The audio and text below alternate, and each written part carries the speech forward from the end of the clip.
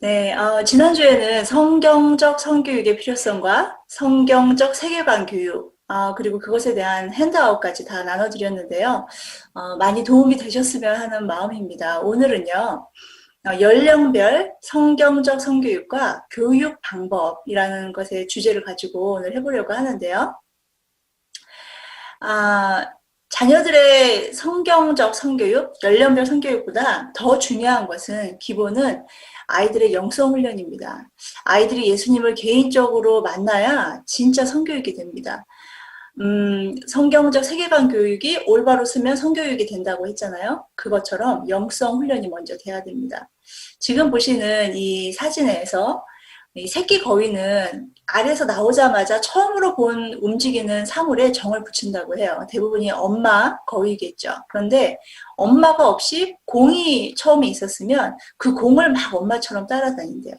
이것처럼 아이들에게도 하나님에 대해서, 복음에 대해서 가장 잘 받아들이는 시기가 바로 5살부터 13살입니다. 이 시기를 놓치면 정말 평생 후회하시게 되시죠.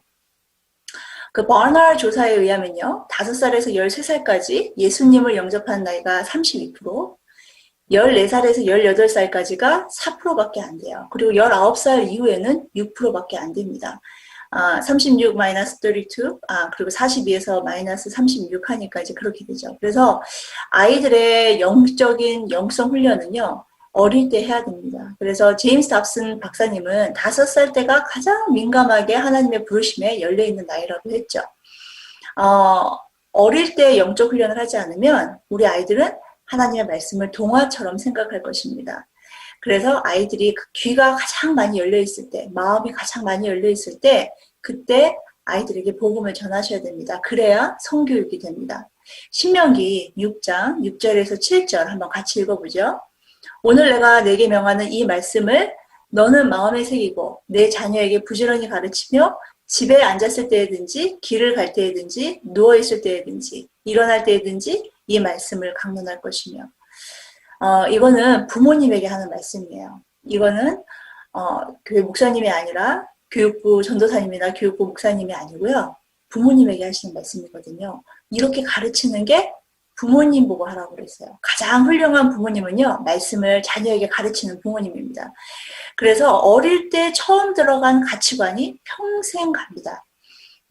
그래서요, 우리 아이들을 보면은요, 저는 그 샐러리를 아마 아실 거예요. 이 샐러리는요, 잘 먹는 아이들이 별로 없어요. 몸에는 너무 좋은 건데 아이들이 잘 안 먹어요. 그 특유한 냄새와 향 때문이죠. 저는 말씀 훈련이 이런 것 같아요. 아이들에게요, 이 샐러리를 갖다가 어릴 때부터 주면 잘 먹어요. 저희 아이들은 집에 그냥 샐러리 다 잘라가지고 그냥 테이블 위에다가 놔두면 아이들이 지나가면서 계속 먹습니다. 별로 이거에 대한 거부감이 없어요. 샐러리랑 마찬가지로 어렸을 때부터 우리 아이들에게 말씀 훈련을 어릴 때부터 하신다면 그렇다면 우리 아이들은 자연적으로 성경을 가까이 하겠죠. 그래서 디모데후서 3장 15절 여기 보면 또 어려서부터 성경을 알았나니 성경은 능히 너로 하여금 그리스도 예수 안에 있는 믿음으로 말미암아 구원에 이르는 지혜가 있게 하느니라. 그래서 어릴 때부터 말씀을 훈련하면 말씀의 깊은 맛을 알죠. 어릴 때부터 맨날 게임만 하고 유튜브만 보고 이런 아이들은 당연히 말씀 읽고 기도하는 생활이 힘들죠. 샐러리처럼 어릴 때부터 하게 되면 커서도 먹는 게 괜찮은 거예요. 우리 어른들이 기도하는 게 힘든 이유가 어릴 때부터 우리는 그러한 훈련에 익숙해지지 않았죠. 어릴 때부터 말씀을 읽는 게 100% 구원을 보장하지 않지만 이것으로 말미암아 하나님의 말씀을 가까이 함으로 말미암아 하나님을 경험할 수 있는 길을 열어주는 거죠. 하지만 구원은 온전히 하나님께 있습니다. 그래서 부모님은 하나님께서 명령하신 것에 순종하셔야 돼요. 가정 안에서 4가지를 꼭 배워야 됩니다. 사랑하는 것, 신뢰, 순종하는 것, 그리고 존경하는 것. 네. 그래서 결혼만 했다고 그래서 애를 낳았다고 그래서 가정이 아니에요. 그렇죠? 그 안에서 서로가 이제 원수지간이 될 수 있잖아요. 그게 안 되는 거예요. 그래서 변화의 과정은 본질적으로 당신의 습관을 고치는 과정이다라는 말이 있어요. 한 번, 두 번, 100번, 200번 하면 습관이 되는 거예요. 그게 나쁜 습관이 될 수 있고 좋은 습관이 될 수 있죠. 생활 패턴이 될 수 있죠. 이것이 좋은 습관이 내 캐릭터가 되는 것이죠. 이렇게 변화가 되려면 부모님의 훈련과 양육이 필요해요. 그런데 부모의 역할을 하지 않고 이제 다른 역할을 하시는 부모님들이 있어요. 우리는 자녀를 위해서 헌신하고 시간을 투자하고 에너지를 쏟아붓는 게 부모의 역할의 가장 중요한 것으로 생각해요. 그래서 애들 영어 가르치고 수학 가르치고 농구하고 피아노하고 밥 해주고 라이드 해주고 뭐 이런 것을 하시면서 나중에 우리 애들이 얼마나 고마워할까 이렇게 생각하시면서 부모님들이 생각하시는데요. 아이들 음식 해주고 라이드 해주고 빨래 해주고 청소해주고 이거는요 식모도 할 수 있는 일입니다. 그래서 한번 생각해 보셨으면 좋겠어요. 내가 지금 부모의 역할을 하고 있는가? 식모의 역할을 하고 있는가? 하나님은요 이것도 중요하지만 이것만을 위해서 부모로 부르지 않으셨어요. 그리고 이러한 식모의 역할만 하신 다음에 효도를 바라시면요 그건 오산입니다. 조금만 부모가 짐이 돼도요 귀찮게 여기고 귀찮게 여기고 그냥 무시할 것입니다. 그래서 우리 아이들은 아까 말씀드린 대로 가정 안에서 사랑과 존경, 뭐 희생, 배려, 헌신, 감사 이런 것들을 꼭 배워야 돼요. 교회에서 배우는 게 아니라요. 가정에서 배우는 것입니다. 진짜 부모님은 아이에게 예배를 가르치죠. 하나님을 사랑하는 걸 가르치고. 네. 그래서 아이가 하루아침에 예배자가 되지 않아요. 계속 씨름해야 돼요. 그래서 눈물로 씨를 뿌리는 것이죠. 하지만 나중에는 우리가 웃게 됩니다. 그리고 하나님께 상급을 받게 됩니다. 그래서요, 성교육을 시작하시기 전에 먼저 자녀에게 대해서 알아야 됩니다. 그런데, 우리 자녀가 사실 이제 축복이죠. 축복이지만 그렇게 되기까지는 정말 많은 훈련과 양육이 필요합니다. 저도 제가 아들 하나, 딸 하나 있다 그랬잖아요. 아이를 굉장히 많이 컸어요. 저희 아들은 지금 벌써 마스터 디그리를 하고 있고, 티올로지를 공부하고 있고요. 웨스트민스터에서. 또 저희 딸은 이제 고등학교를 졸업하고 대학을 이번에 들어가게 됩니다. 그런데 우리 아이들이 어릴 때 저는 축복인 것 같았는데요. 아니다 싶은 생각이 들 때가 사춘기 되니까 아니더라고요. 그래서 제가 사춘기 세미나를 할 때 굉장히 많은 저희 자녀들의 얘기를 합니다.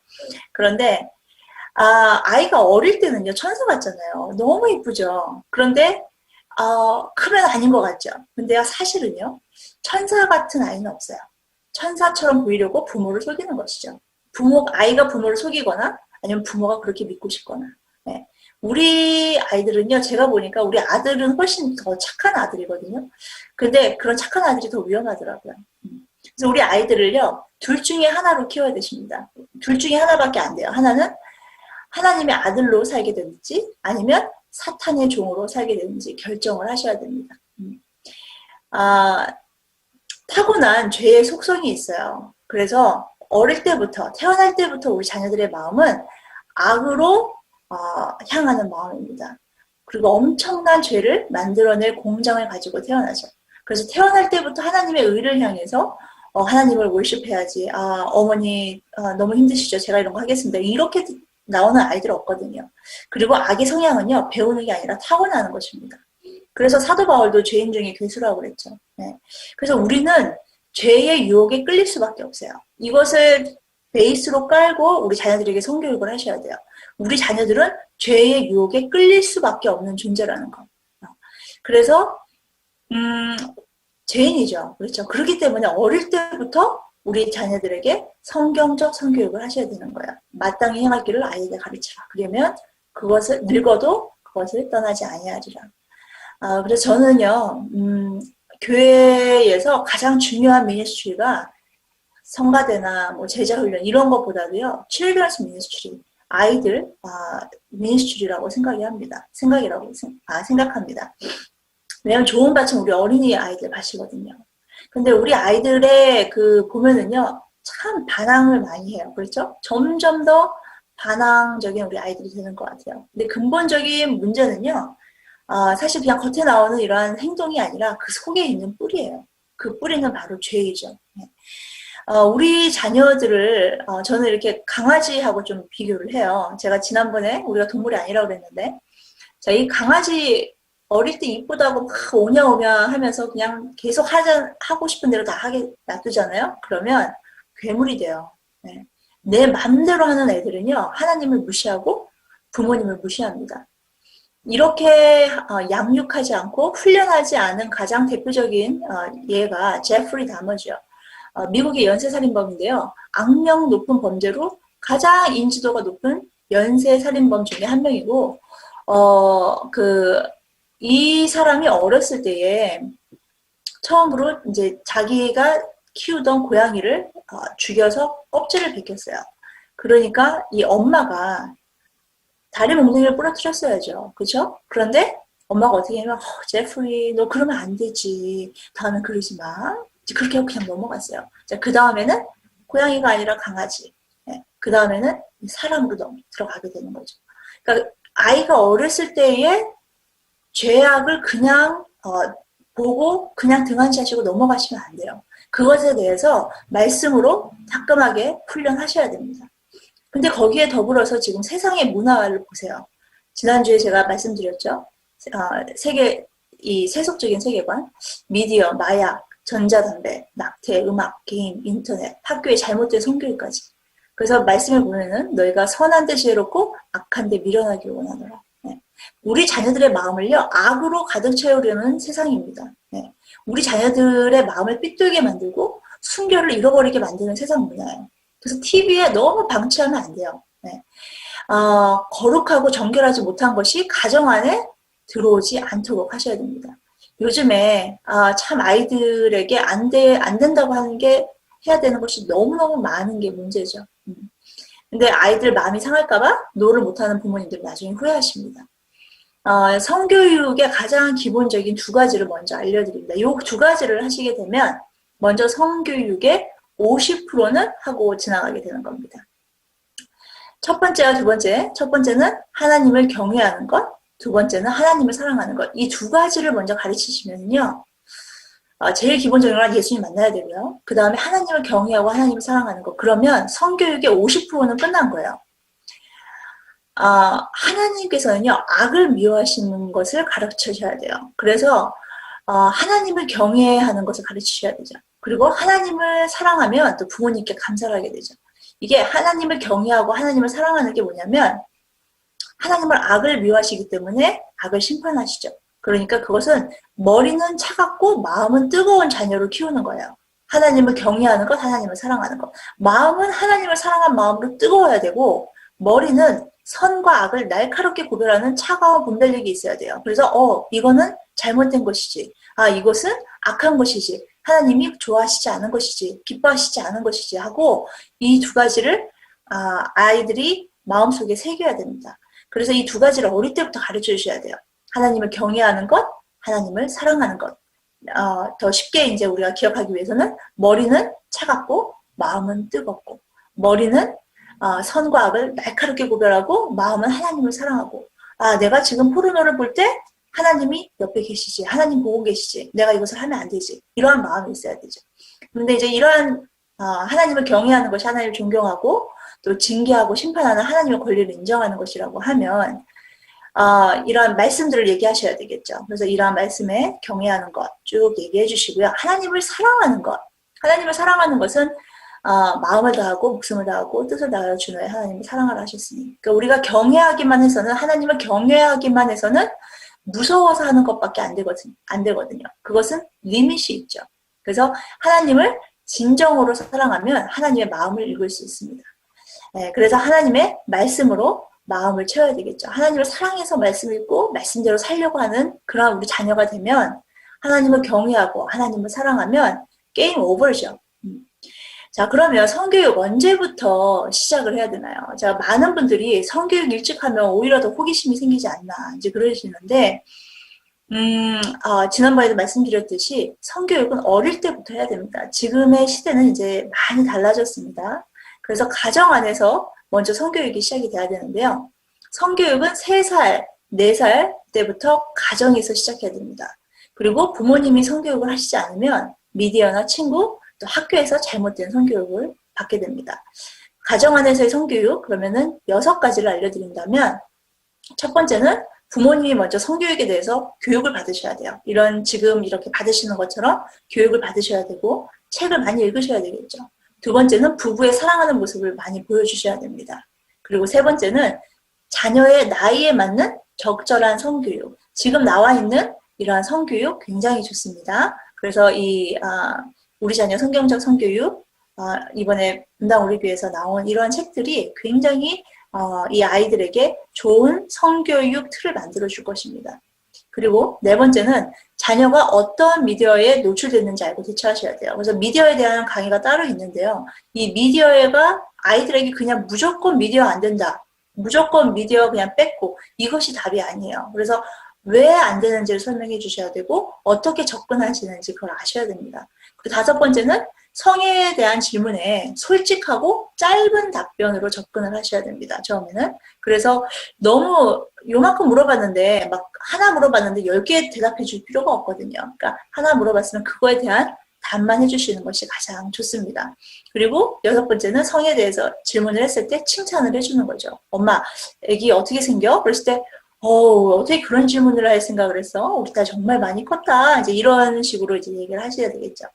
제가 이제 어린이 성교육으로, 우리 교회에서도 하고, 그리고 온라인으로 제가 성교육을 지금 하고 있어요. 아이들은 지금 영어로만 하고 있고, 제가, 부모님들은 이제, 부모님들이, 저희, 성교육을, 이런 학부모 세미나를 받게 되면 그 다음에 아이들의 성교육을 하실 수 있게끔 저희 웹사이트에 있는데요. 지난번에 다 나눠드렸죠. 그래서 오늘 받으시는 핸드아웃에도 나와 있습니다. 그 웹사이트에 들어가시면 되는데 제 책에 보시면 성교육의 목적은 두 가지예요. 하나는 하나님의 목적을 위해 만드신 자아상의 회복, 두 번째는 하나님이 만드신 가정을 이해하는 것이죠. 그래서 첫 번째가 아이들이 배워야 되는 것이 남자와 여자를 만드신 하나님, 두 번째가 나를 경이롭게 만드신 하나님, We are wonderfully made. 그리고 세 번째가 현숙한 여인과 멋진 남자로 훈련하시는 하나님, 네 번째가 나의 몸을 귀하게 여기시는 하나님, 다섯 번째가 순결사역식인데요. 이제 온라인으로 제가 아이들하고 할 때는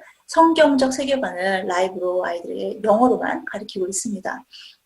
한국어로 하려고 이제 지금 준비는 중인데요.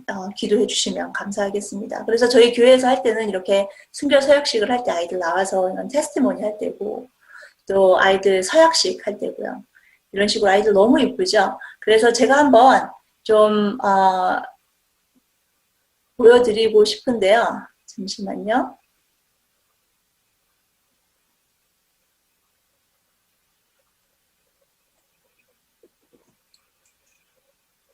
네. 저희 그 교회에서 했던 거, 2019년도에 했던 것들 제가 보여드리겠습니다.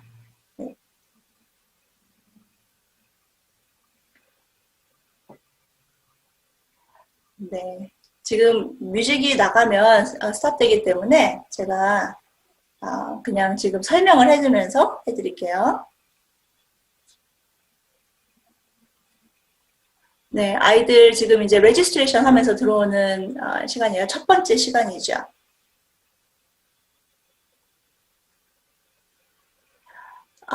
네, 그리링 하고요. 부모님들하고 그리링을 하고요. 이렇게. 제가 지금 유튜브 다시 한번 좀 켜놓고 이렇게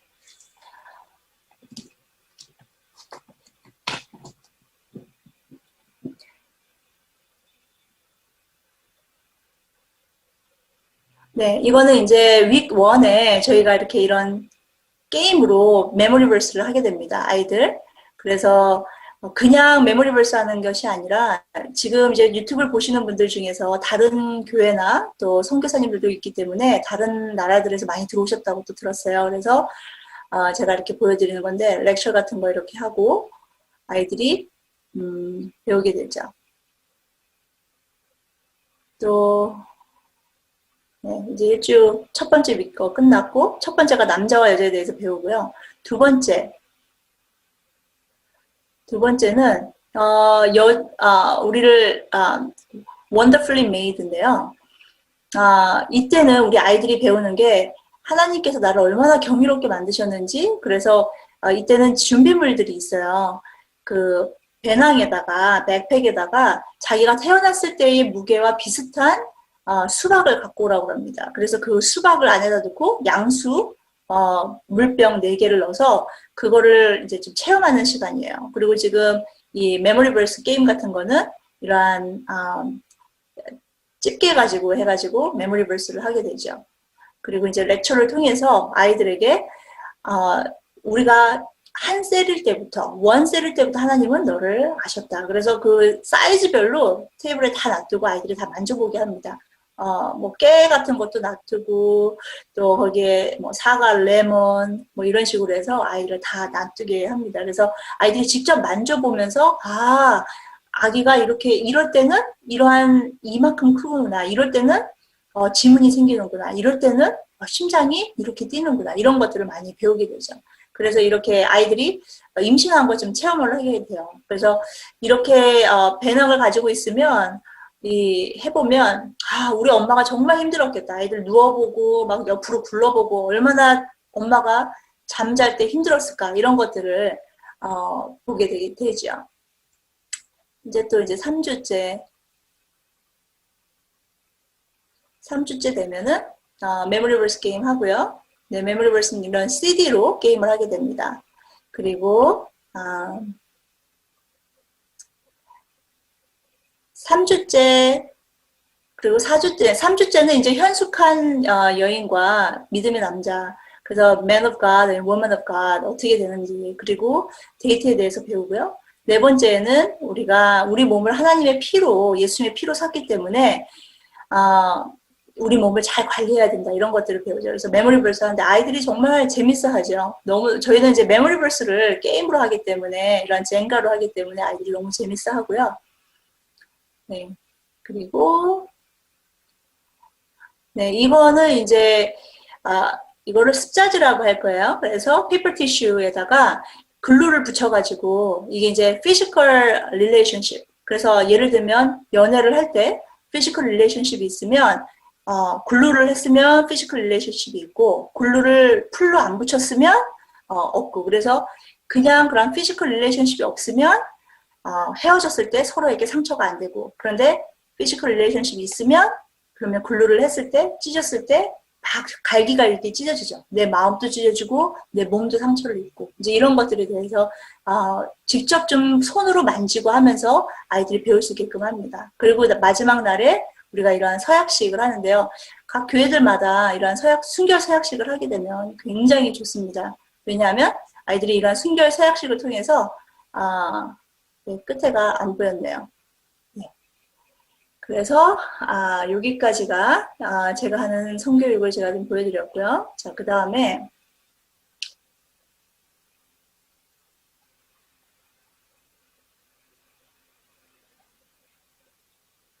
이제 연령별 설교육 이제는 네, 오케이.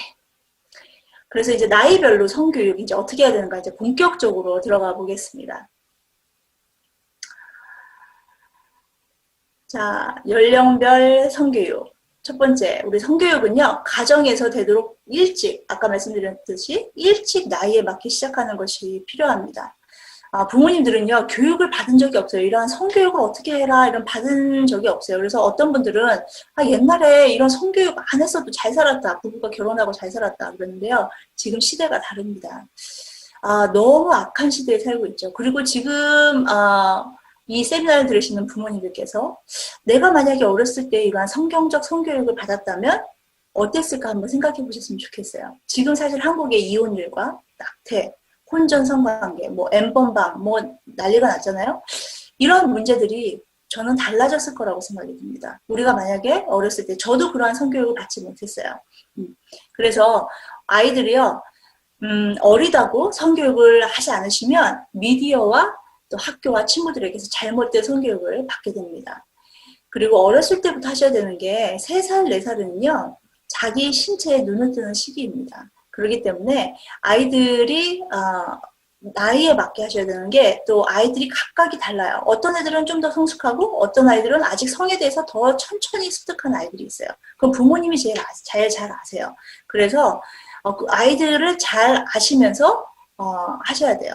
보면은 아이들을 성교육을 안 하면 안 되는 이유가 뭐냐면 지난번에도 제가 보여드렸듯이 지금 이 음란물을 봤다는 초등학생이 중학생보다 많았다라는 이 기사를 봤어요. 이것을 봤을 때 우리 아이들 어릴 때부터 초등학생 전부터 해야 되겠죠. 그래서 우리 아이들을 어릴 때부터 당연히 하지 않으면 우리가 프로액티브하게, 제가 지난번에 프로액티브하게 먼저 한 방 치고 나가야 된다고 했잖아요. 세상에서 혹은 학교에서 잘못된 미디어를 통해서, 친구를 통해서 그런 잘못된 성에 관한 성 가치관이 들어오게 되면 우리 아이들은 그것이 머릿속에 계속 남습니다. 그렇기 때문에 먼저 프로액티브하게 이러한 성경적 성교육을 해버리면, 그러면 잘못된 게 들어왔을 때 이거 아닌데 하고 아이들이 밀어낼 수가 있죠. 부모님들께서 정말 100% 우리 아이는 내가 모든 핸드폰 다 차단할 거고 TV 다 차단할 거고 다 차단할 거다. 친구를 통해서 내가 다 차단할 거다. 그렇다면 성교육은 나중에 하셔도 되겠죠. 그런데 그렇게 되는 것이 굉장히 힘듭니다. 그리고 하나님 만드신 성은 아름다운 것임을 가르치는 것은 가정에서 시작돼야 됩니다. 자, 아이들이 태어난 후에 남자는 2살, 3살, 또 여자는 2살에서 4살까지는요.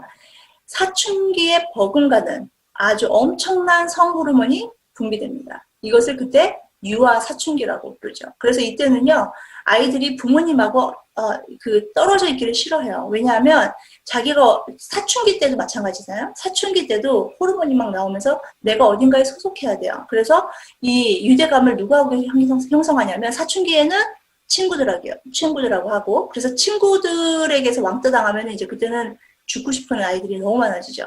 그런데 이런 유아기 때의 이 호르몬은요, 엄마하고 이 유대감을 형성을 해요. 그래서 엄마하고 떨어지면 죽는 줄 알죠. 이게 이제 유아기인데요. 자, 이 유아기 때 벌써 어릴 때부터 아이들이 사물을 보는 게 달라요. 남자는요, 태어날 때부터 남자아이들은요, 망막이 두꺼워요. 그래서 M세포가 많대요. 그래서 움직임을 잘 감지합니다. 그래서 남자는 움직이는 것을 좋아해요. 그러니까 장난감, 그런 움직이는 걸 더 좋아해요. 그래서 어릴 때 모빌 같은 걸 2배나 더 좋아한다고 해요. 그래서 실험을 해봤어요. 유아기 때 인형을 주니까요. 여자애들은 인형 옷 갈아입히고 엄마 놀이하고 막 이렇게 먹이고 막 그러면서 입을 덮이고 이러한 인형 놀이를 하는 반면에 남자애들은 인형을 주니까요. 멀리 던지기. 인형 누가 더 멀리 던지나. 인형 머리로 막 망치처럼 두드리고 막 이런 것들을 하는 거예요. 어릴 때부터 달라요. 그래서 여자는요. 또 태어날 때부터 P세포가 많대요. 그래서 사물을 분석하고 질감을 본대요. 그래서 여자는 머리만 바꾸면 바로 알아요. 남자들은 잘 몰라요. 그렇죠? 그리고 여자들은 얼굴을 보는 것을 좋아해요. 그래서 어릴 때부터 엄마 얼굴 보는 것이 남자애들하고 굉장히 다르죠. 그래서 인형 같은 거 좋아하고. 네. 그래서 사회적으로 습득돼서 아이들이 인형을 좋아하는 게 아니에요. 원래 그렇게 하나님이 만드신 거예요. 여자는 아기를 키워야 되기 때문에 소리에도 민감하게 만드셨어요. 그러니까 아이의 얼굴을 보고 울음소리를 듣고 바로 알죠. 근데 남자는 좀 몰라요. 얘가 지금 기저귀를 가려고 그러는 건지 아니면은 우유를 달라고 그러는 건지. 근데 엄마는 알아요. 네, 그렇게 만드신 거예요. 그리고 남자애들은 같이 놀면 노는 놀이에 집중을 하고 누구 하나 외톨이들도 잘 몰라요. 경쟁심이 높죠. 근데 여자들은 예민해요. 그래서 같이 협동하면서 노는 게 더 남자애들보다 더 훨씬 오랫동안 놀 수 있죠. 그래서 성교육. 자, 3살. 3살이 되면은요, 스스로 하려는 욕구가 강해지는 시기입니다. 그래서, 만 3살이 되면은요, 아이는요, 스스로 옷을 입고 벗을 수 있는 시기예요. 그래서 이때 무엇이든지 혼자 하려는 욕구가 굉장히 강해지는 시기인데요. 혼자서 옷을 입으려고 한 나이기 때문에요. 속옷을 입을 때마다 속옷이 가리는 곳은 소중하고 중요한 곳이기 때문에 다른 사람에게 보여주면 안 되는 곳임을 꼭 가르쳐 주셔야 돼요. 그리고 내 것과 남의 것을 구별할 수 있는 시기죠. 그리고 대소변도 가리는 시기죠. 그래서 대소변 후에 부모님이 도와주시잖아요. 이때 화장실에 가는 것을 누가 도와줄 수 있는지, 왜 아무나 도와주면 안 되는지에 대해서도 정확히 알려주셔야 됩니다. 이때. 그래서 가정에서도 화장실을 쓸 때 형제나 자매가 서로 보지 않도록 교육하시는 게 중요하고요. 그래서 목욕을 시키시잖아요. 목욕을 시키실 때 성기는 자기가 닦을 수 있게끔 그래서 여기는 프라이빗한 곳이야. 그러기 때문에 아주 센시티브한 곳이기 때문에 이제는 엄마가 안 닦아줄 거야. 너가 닦아. 너가 이제 닦는 거야. 아무도 이곳을 만지면 안 되는 거야. 그렇게 얘기를 해주셔야 돼요. 자, 그 다음에 이제 4살에서 6살. 자, 제가 지난주에 분명히 말씀을 드렸습니다. 우리는 성적인 존재입니다. 하지만 성행위를 하는 존재가 아니에요. 그래서 우리 자녀들은 성적인 존재란 말은 우리 자녀들은 태어날 때부터 남성 혹은 여성의 생식기관을 가지고 태어났어요. 하나님께서 구별해서 남자와 여자의 몸으로 우리를 창조하셨죠. 그렇기 때문에 우리 자녀들은 성적인 존재, 즉 남성 혹은 여성인 것이죠. 우리 아이들은 어릴 때부터 성행위를 하는 존재는 아니지만 성적인 존재이기 때문에 본능적으로 나의 몸에 대해서 궁금해하고 알고 싶어하죠. 아주 기본적인 생식기관 부분에 대해서는요. 올바른 그 용어를 해주셔야 돼요. 소중한 몸을 만들어주신 하나님께 감사하도록 그리고 가르치셔야 되겠죠. 그런데 이러한 생식기관에 관련된 질문이나 이러한 단어들은 다른 사람이 아니라 부모님하고만 이야기를 해야 되는 것을 꼭 알려주셔야 돼요. 왜냐하면 다른 사람들한테, 친구들한테 막 얘기했다가 잘못된 정보를 친구들이 받아들일 수 있기 때문이기 때문에 이것은 프라이빗한 곳이다 라고 하시고요. 아주 특별한 방법으로 남자와 여자를 다르게 만드셨다. 이제 그렇게 얘기를 하셔야 돼요.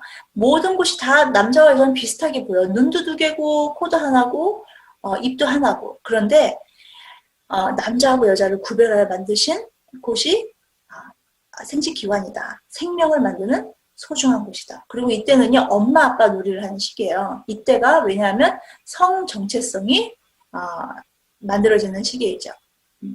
제가 성 정체성 이게 만들어진다고 했는데요. 우리 아이가 아들하고 딸하고 3살 차이거든요. 그래서 우리 딸이 이제 3살이었고 우리 아들이 6살이었어요. 그런데 우리 딸하고 아들하고 하는 대화를 들었어요. 뭐라 그러냐면 딸이 이름이 조앤나거든요. 조앤나, 너 일어나서 피피 해봤어? 너 서서 오줌 해봤어? 그런 거예요. 해봐. 그거 얼마나 재밌는지 알아? 이러는 거예요.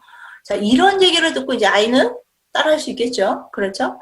그렇기 때문에 저는 이제 그때 사실은 우리 아이들 둘을 목욕을 같이 시켰다가 이런 일이 생긴 거였거든요. 그래서 그때부터 제가 절대 안 시켰습니다. 네.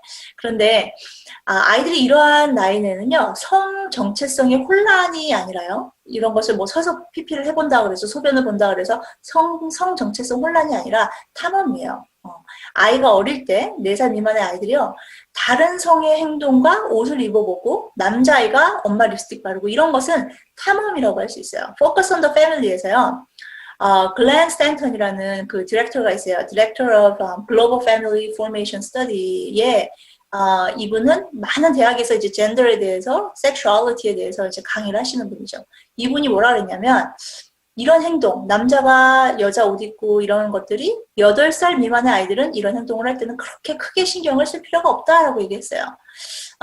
모든 아이들은 한 번도 어른 여자, 어른 남자가 된 적이 없기 때문에 남자에 대해 여자에 대해 궁금증이 있는 것은 당연하다고 이렇게 얘기를 하죠.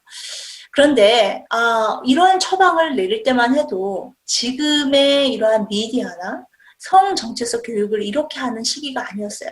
그렇기 때문에요. 지금은 조심해야 됩니다. 많은 분들이 저에게 물어보세요. 애들이 어린데 자꾸 남자인데 여자 옷 입는다고 그러는데요. 어릴 때부터 다시 잘 가르쳐 주셔야 돼요.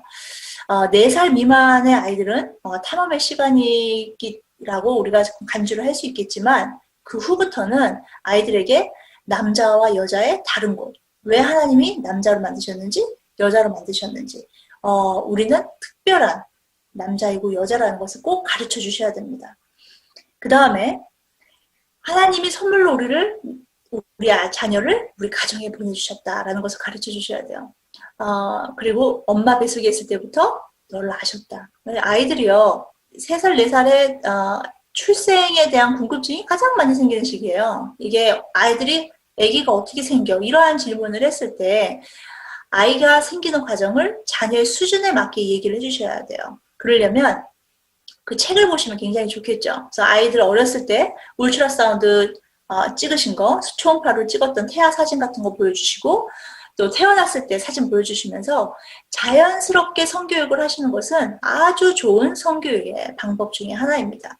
그래서 4살에서 6살 아이들에게 이렇게 얘기를 하시는 거예요. 하나님이 너를 여자로 혹은 남자로 만드셨어. 우리는 한 명 한 명이 너무 특별해. 하나님이 우리를 너무 소중하게 생각하셔.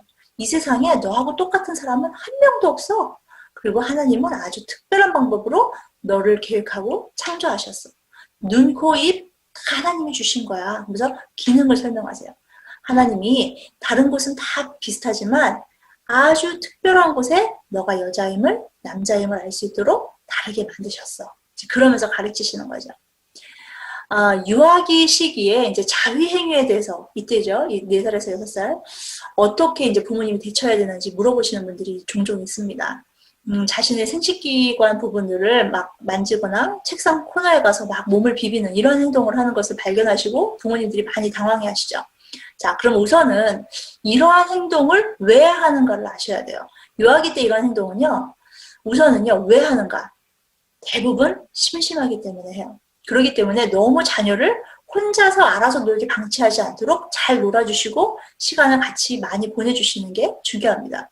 그리고 이러한 행동은 자위라고 하기보다는요, 자위라는 말을 쓰기보다는 의미를 모르고 하는 불안 해소의 행동으로 보는 것이 맞아요. 아니면 피부 발진이나 이런 다른 이유로 가려워서 만질 수가 있어요. 그래서 이런 경우에는 병원에 가서 적절한 처방을 받으셔야 되겠죠. 그래서 이러한 행동을 보고 야단만 치시면 우리 자녀들은 숨어서 이런 행동을 하게 되겠죠. 그래서 자녀에게 이런 경우에는 손에 세균이 들어가서 이러한 요로 감염 이런 것도 생길 수 있기 때문에 만지는 것은 건강을 위해서 좋지 않다. 이 정도까지 아이들의 레벨로 이야기해 주시는 것이 좋습니다.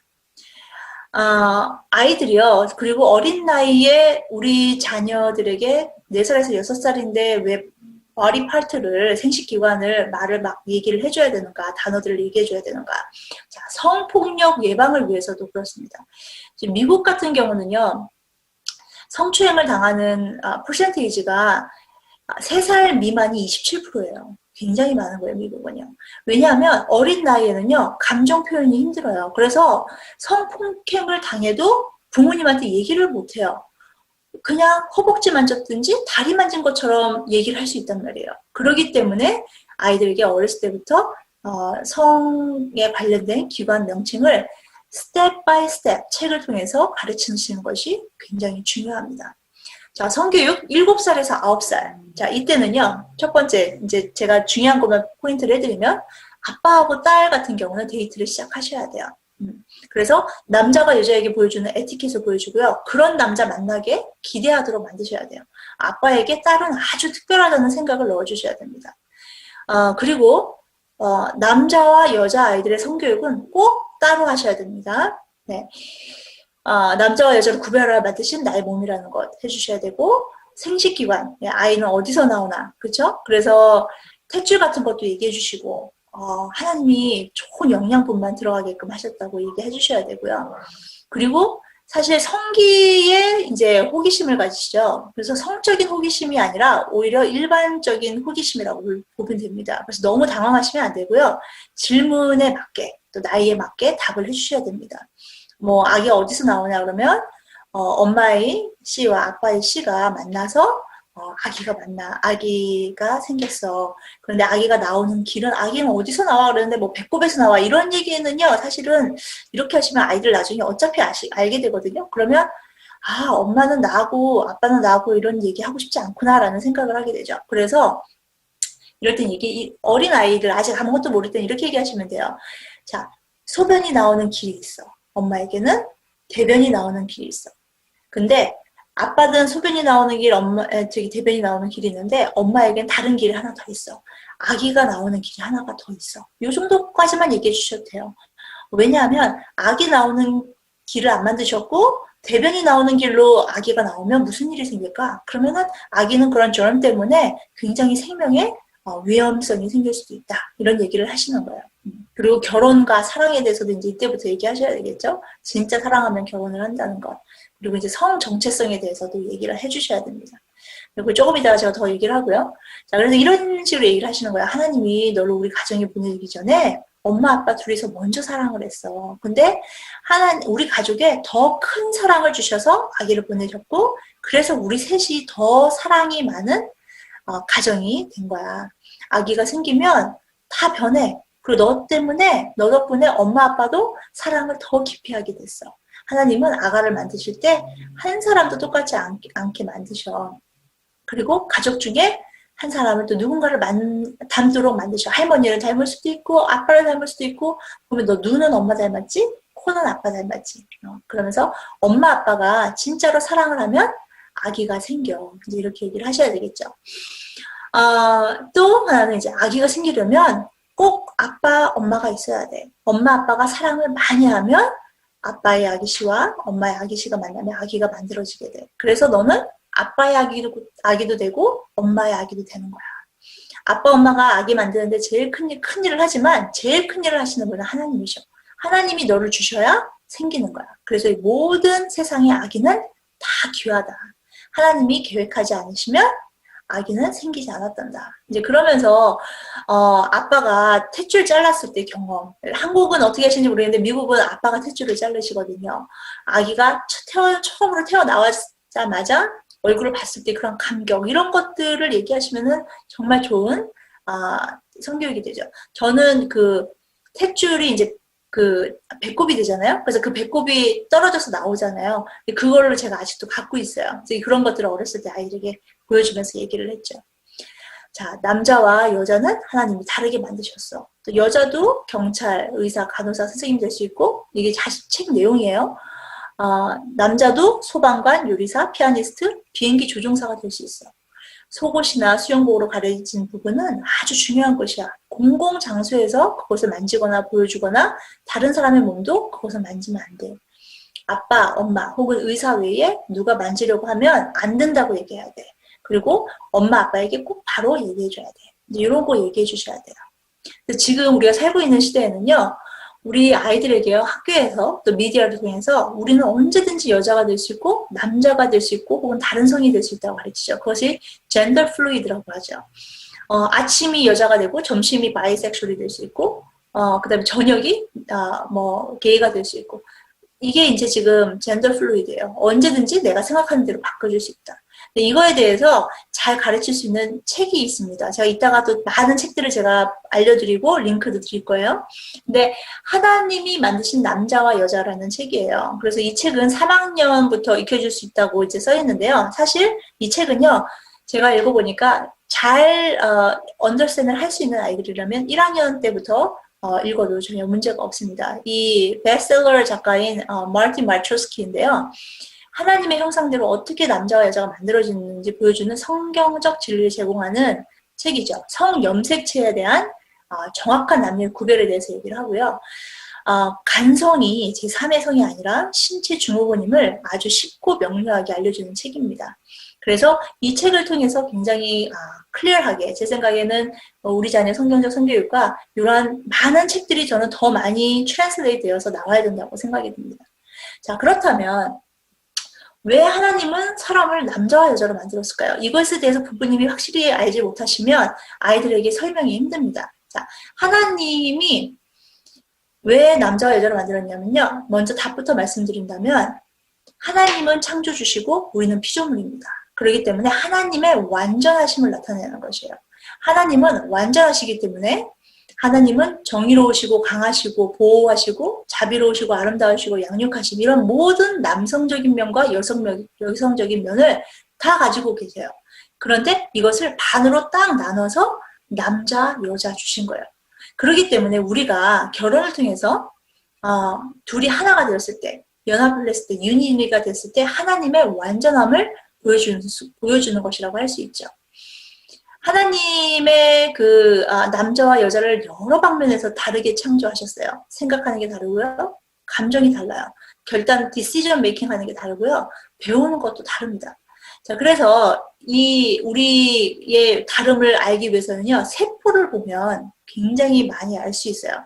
우리 몸은 37.2, 37.2 trillion, 이게 한국말로 100만 조더라고요. 이 많은 세포 하나하나마다요, 크로모점이 있고요. 이 크로모점 하나하나마다 성염색체가 있습니다. 그리고 각 세포마다 우리가 여자, 우리가 남자임을 하나님께서 암호로 새겨주신 거예요. 호르몬 주사를 맞는다고 해서 성염색체가 바뀌어지지 않습니다. 남자라면 XY 코드가 눈에도 있고 코에도 있고 발에도 있고 내 몸의 세포 하나하나마다 다 XY로 들어가져 있고 여자라면 XX 코드가 온몸에 코드화되어 있죠. 이 성염색체 보시면은 이렇게 되어 있어요. 한 세포에 23쌍의 염색체가 있는데요. 23번째의 성염색체에 의해서 성별이 구별됩니다. 마지막 성염색체를 아버지에게서 X를 받으면 여자아이가 되고요. 아빠에게서 Y를 받으면 남자아이가 되는 것입니다. 그래서 여기 보면은 보이시죠? 이쪽에. 그러면 남자와 여자는 언제 결정되는가? 자, 대부분 뭐 8주에서 10주라고 생각을 하시는데요. 그렇지 않아요. 난자와 정자가 수정되는 순간 결정이 됩니다. 임신되는 순간 남녀가 남자인지 여자인지 결정이 되고요. 생식기의 모양이 결정이 되는 것은 그때는 8주에서 10주 사이에 되는 것입니다. 그래서 남자하고 여자의 차이는요, 이 생식기관만이 아니라, 겉에서 보이는 그런 기관만이 아니라, 온몸의 구조가 다르게 만드셨다는 거. 그래서 남자하고 여자의 근육도 다르고요, 호르몬도 다르고요, 성영색체도 다르고, 그리고 정서적인 차이도 있도록 하나님께서 그렇게 만드신 거죠. 그래서 감정의 표현이 다르고, 언어 표현도 다르고, 전달 방식도 달라요. 지금 보시면은요, 우리 그 남자는 테스토스테론이고요, 여자는 에스트로겐이잖아요. 근데 이런 주사를 놔요. 지금 미국에서는 너무 문제가 되는 게 지금 어린 아이들부터 부모 몰래 이러한 주사를 놓을 수 있게끔 지금 뒤에서 다 하고 있습니다. 병원에서도 지금 하고 있고요. 그래서 제가 밖에서 강의를 하는 두 번째 시간에 이러한 모든 그 법적인 것들이랑 미국에서 것들을 알려주시는데 이 호르몬 주사를 부모 몰래 받으니까 부모 입장에서는 아이가 이제 나 게이로 커밍아웃 했다고 이제 그렇게 했는데 아이가 신체 발달이 안 되는 거예요. 목소리가 자꾸 이상해지고 가슴 발달이 되는데 안 되는 거예요. 그 나중에 보면은 저에게 이제 계속 이러한 상담 때문에 저한테 전화를 하고 오시는 분이 있어요. 굉장히 많습니다. 그런데 대부분이 부모 몰래 학교에서 이러한 호르몬제를 약으로 받거나 아니면 주사를 맞더라고요. 이 부작용이 어마어마해요. 혈관 질환도 있고요, 체중 증가도 있고, 간 문제, 뭐 몸에서 두드러기도 나고, 우울증, 자궁암, 뭐 불임, 고혈압, 중성지방혈증, 뭐 엄청나게 많이 있어요. 근데 이런 호르몬 주사로요, 궁극적으로 남자를 여자로, 여자를 남자로 만들어주지 못해요. 몸의 모든 세포의 성염색체를 바꾸는 게 불가능하기 때문입니다. 그래서 이거에 대해서 클리어하게 알고 계셔야죠. 그래서 하나님께서 처음부터 여자라면 XX, 남자라면 XY라는 코드를 선물로 주셨다는 걸 아이들에게 가르치시고요. 평생 남자로서 살아가는 게 얼마나 큰 축복인지, 평생 여자로 살아가는 것이 얼마나 큰 축복인지. 근데 이것을 바꾸려고 한다면 이것은 하나님은 나를 만드셨을 때 실수하셨다고 얘기하는 것이 되는 거죠. 그러면 완전하신 하나님이 아니라 실수하신 하나님이 되는 것입니다. 머리카락 하나만으로도요, 범죄 현장에서 머리카락 하나만 찾아도 많은 것을 알 수 있어요. 이거 하나만 찾아도 그 범인이 여자인지 남자인지 알 수 있어요. 술을 얼마나 마시는지 알 수 있어요. 담배는 얼마나 피웠는지, 마약은 얼마나 했는지, 스트레스 레벨까지 다 나옵니다. 이 머리카락 하나에도 모든 정보들이 들어가 있기 때문이에요. 또한 그 뇌가 굉장히 남녀 차이의 큰 차이점 중에 하나가 뇌라고 하죠. 여자는 이런 의사소통을 할 때 오른쪽 뇌와 왼쪽 뇌가 같이 이렇게 왔다 갔다 하는 것을 볼 수 있습니다. 그런데 남자는 위아래로 연결이 되죠. 그래서 남자들이 여자들보다 정서와 감정을 언어로 표현하는 것에 훨씬 서툴입니다. 이것은 남자가 여자보다 열등하다는 말이 아니에요. 남자는 그렇게 많이 감정적이지 않기 때문에 더 논리적이죠. 그래서 이러한 것을 잘 가르쳐주는 책이 있어요. Female Brain, The Male Brain 해갖고요. 이 책은 영어로만 지금 나와 있어요. 그렇기 때문에 영어가 되는 아이들은 참 이거 읽으면 굉장히 좋습니다. 특히나 사춘기 아이들에게 굉장히 저는 이것을 레커멘드 하는데요. 자, 그러면 남자는요. 자, 남자는 대체적으로요. 이미지를 연결해서 문제를 푸는데 아주 탁월해요. 그래서 건축가들이 남자가 많아요. 그리고 대체로 남자가 길을 더 잘 찾아요. 이미지를 잘 연결해서 푸는 예외도 있어요. 자, 예외가. 그리고 남자는 논리적이고 또 한 가지 일에 집중을 잘하죠. 그래서 한 가지 일에 집중을 잘하다 보니까 영화를 막 보고 있는데 엄마가 밑에서 내려라고 20번을 얘기했는데 그게 안 들리는 거예요. 남편분들도 많이 그러실 거예요. 왜냐면 그게 남자예요. 남자의 뇌 자체가 굉장히 논리적이고 한 가지 일에 집중을 하면 아주 깊이 빠집니다. 그렇기 때문이죠. 그래서 그런 것들을 어머님들이 좀 아시면 아들을 좀 이해하시는 데 도움이 됩니다. 자, 여자 같은 경우는요. 자, 아까 말씀드린 대로 정보 처리를 하기 위해서 양쪽 뇌를 사용한다고 그랬잖아요. 그러니까 이제 그 언어 중추를 가지고 있기 때문에 여자가 훨씬 더 말을 잘하고 감정 표현을 잘하죠. 그래서 감정적으로 자기를 표현하는데 더 능숙하죠. 공감을 잘하죠. 직관적이고 협력적이지만 더 불안하죠. 그리고 멀티태스킹이 굉장히 잘 되죠. 한 번에 여러 가지. 그래서 이제 사격장 같은 데 가면은요, 굉장히 희한한 거를 볼 수 있대요. 남자들 같은 경우는요, 자, 아무리 친구들하고 갔어도 서로 이기려고 누가 제일 저 관역을 맞췄는가, 중간을 맞췄는가, 그거에 관심이야. 누가 이겼는가. 자, 여자들은요, 한 방 쏘고, 너 너무 잘 쏜다. 너 어떻게 이렇게 잘 쏘니? 막 이러면서 서로 이제 칭찬하는 거에 이제 관심이 있죠. 그래서 남자 호르몬은요, 그리고 이제 보면은요, 남성 호르몬 때문에 근육이 발달을 해요. 남자는. 그리고 뼈를 강하게 하고요. 남성 호르몬이 정자를 형성하게 되고 목소리를 굵게 만듭니다. 그리고 이제 그 이성이 끌리게 되죠. 이 남성 호르몬 때문에. 그렇지 않으면 이 세상에 결혼 안 하는 사람들이 굉장히 많아질 거예요. 여성 호르몬 같은 경우는 세심하고 돌보려는 마음이 더 많고요. 민감하고 감정이 풍부하죠. 눈물샘을 자극하기 때문에 눈물이 많고. 그리고 또 이 여성 호르몬 때문에요. 가슴과 엉덩이, 허벅지 이런 데 살이 이제 아이들 사춘기 때 되면 막 살이 찝니다. 왜냐면 에너지를 저장해야 돼요. 왜냐면 유사시에 쓸 수 있게끔 만드는 거예요. 아기를 낳았을 때에 아기를 가졌을 때 괜찮게끔, 아기를 낳았을 때도 괜찮게끔 만드는 거예요. S 몸매를 만드는 거죠. 그리고 배란을 하도록 하고요. 난자를 생성하고 뼈의 골밀도를 담당을 합니다. 자, 그래서 성교육, 자, 이번에는 이제 10살에서 14살입니다. 힘든 시기죠. 사춘기를 맞이하는 자녀입니다. 자, 사춘기를 맞이하는 자녀인데요. 하나님이 만드신 성은 하나님이 가정에게 주신 선물이라는 거. 이 사춘기 자녀들에게는요, 틀이 필요해요. 그래서 물이 흘러가는 길을 만들어주는 역할을 하셔야 돼요.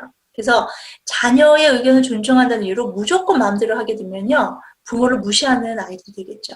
그래서 하나님께서 주신 부모의 권위에 대한 개념을 이때에도 잘 심어주셔야 되고, 그래야 반항하지 않는 자녀로 자라나게 될 것입니다.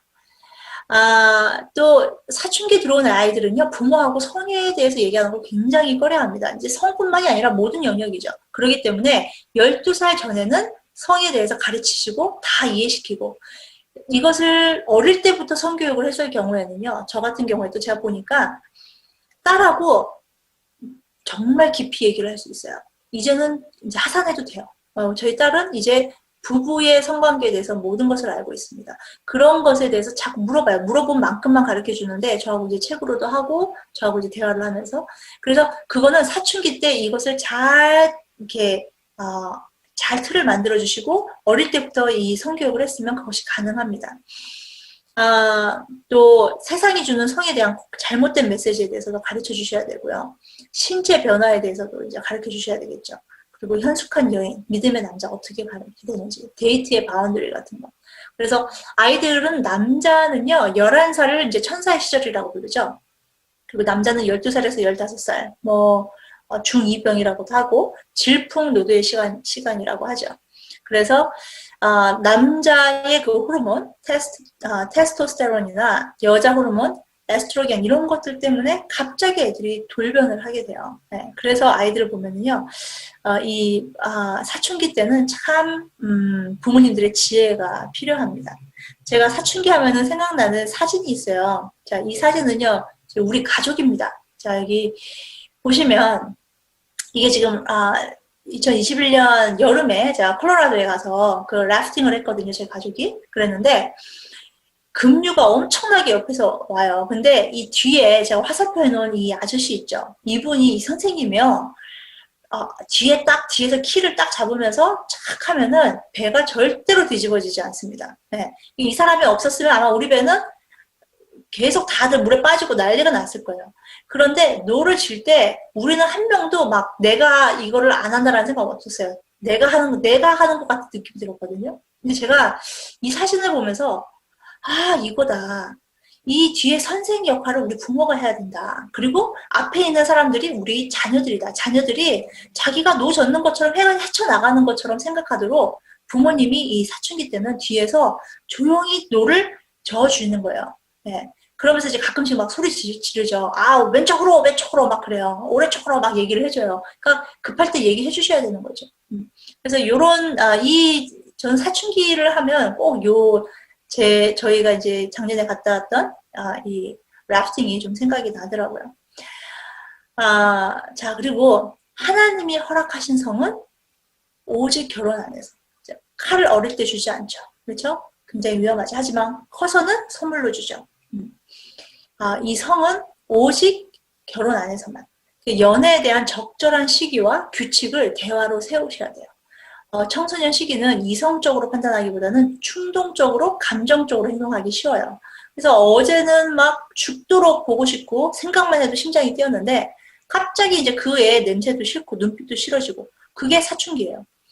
성적인 욕구와 호기심이 정말 왕성하고요. 충동적인 특성이 있는 이 시기에 연애를 하게 되면 어떠한 부작용이 있을 수 있는지 얘기해 보시는 것은 정말 중요합니다. 그리고 원하지 않는 임신, 성병, 성에 대한 죄의 결과, 성병을 설명하셔야 되겠죠. 그리고 헤어졌을 때의 감정적인 충격, 이런 것에 대해서 얘기해 주시고요. 그래서 제가 지난번에 얘기했듯이 아이들은 어릴 때는 연애하는 게 아니에요. 연애는요, 그냥 캐주얼 데이팅을 할 수 있는 거예요. 그것은 그룹끼리 그냥 만나는 그냥 남성 친구, 여성 친구가 있는 것이죠. 진짜 연애는요, 몸과 마음이 준비되고 경제적으로 독립할 수 있을 때까지 기다렸다가 하는 것이 지혜로운 것임을 알려주셔야 됩니다. 그래서 그러려면은 대학교 졸업을 해야 되겠죠. 제가 원래 성병에 대해서는 이제 많이 나와 있지만 아주 짧게 조금만 알려드리겠습니다. 제가 이제 영어로 아이들에게 성교육을 할 때, 중학교 고등학생들 성교육할 때는 성병에 대해서 굉장히 깊이 다룹니다. 왜냐하면 아이들이 좀 겁을 먹을 필요가 있어요. 이게 없는 거짓말로 겁을 주는 게 아니라 진짜로 있는 거거든요. 그래서 이것을 알게 되면 성병 하시면 아마 이미지가 많이 나올 겁니다. 이런 것들을 보여주시는 것도 굉장히 좋습니다. 왜냐하면 학교 안에서 굉장히 많은 사건, 사고들이 있습니다. 지금 한국도 많이 그런 사건, 사고들이 있잖아요. 그래서 이 성병을 STD라고 합니다. Sexually Transmitted Disease라고 하고요. 지금 미국에서는 요번에 이 term을 바꿨어요. STI. 그래서 Sexually Transmitted Infection이라고 하는데요. 이 infection 하면은 꼭 우리 느낌에 약 먹으면 낫는 것처럼 보이거든요. 그래서 이 사람들이 이렇게 STI로 바꿨는데 STD가 맞습니다. 자, 그러면 에베소서 5장 3절을 한번 읽어보겠습니다. 음행과 온갖 더러운 것과 탐욕은 너희 중에서 그 이름조차도 부리지 말라. 이는 성도에게 마땅한 말이라. 더러운 것과 탐욕, 음행 이런 것을 우리가 불러서 내 마음속에 내 행동으로 하기 때문에 이제 거기에 합당한 벌이 생기는 것입니다. 이 성병은요, 종류가 굉장히 많습니다. HPV만 해도 100가지가 넘는다고 해요. 클라미디아, 인질, 생식기 포진, 또 이게 생식기 포진 같은 거는 계속 다시 생겨요. 그리고 그 매독 같은 거, 또 간염비, 또 HIV, 또 HPV, 이게 인유 두종 바이러스라고 하더라고요. 그러니까 이런 것은 고쳐지지 않아요. 그리고 HPV 같은 경우는 자궁 경부암으로도 되죠. 성병 검사를 해보면 사실은 소변 검사도 있고 면봉으로 하는 테스트, 스왑 테스트도 있고 손가락에서 피로 해서 핑거 프릭스도 있는데 HPV 같은 경우는 완전히 검사도 안 되지만 남자는 검사 방법도 없어요. 근데 성병이 이렇게 많은데요. 이 수백 가지의 성병 중에 고칠 수 있는 성병은 현재 14가지입니다. 나머지는 죽을 때까지 갖고 있거나 약을 먹으면서 아니면 그것 때문에 이제 다른 합병증으로 죽게 되겠죠. HPV가 가장 커먼합니다. 가장 많이 나와 있는 거예요. 그래서 이거는 성접촉뿐만 아니라 다른 통로를 통해서도 쉽게 감염이 될 수 있어요. 그리고 HPV는 여러 가지 암으로 발생하죠. 그래서 뭐 항문암, 자궁경부암, 그리고 증상이 없을 때가 많기 때문에 자신이 감염됐는지도 모르는 경우가 많아요. 10년에서 12년 잠복기가 있어요. 그리고 성적으로 물러난 사람들의 약 80%는요, 80%는 어느 시점에서 HPV에 걸리게 된다고 합니다. 현재 미국은요, 1억 1천만 명이 성병에 감염된 상태라고 하는데 50%가 15세에서 24세예요. 지금 보면 2000년과 2002년 연구 결과 한국의 젊은 여성 10명 중 1명은 HPV. 지금은 얼마나 더 많이 있겠어요. 근데 CDC를 보면은 여기 나와 있죠. 15살에서 20살 사이에 sexually active한 아이들. 그러니까 15살이면 정말 지금 어린아이들이거든요. 근데 sexually active는 성적으로 좀 물러난, 계속 그냥 자고 다니는 아이들 보면은 그 아이들 결과 2명 중에 1명은 이 성병에 걸려 있다는 것이 나왔습니다. 그리고 항문암 환자 중에 10명 중에 약 9명이 항문 HPV 감염 환자에서 발견됩니다. 그리고 이제 에이즈 치료제 부작용이 많이 있어요. 요즘에 그래요. 유튜브로 한국에서 그런 아이들이 있더라고요. 이거 에이즈 약만 먹으면 괜찮은데? 나 이거 매일 먹는데 괜찮아. 이런 애들이 있더라고요. 굉장히 위험하죠.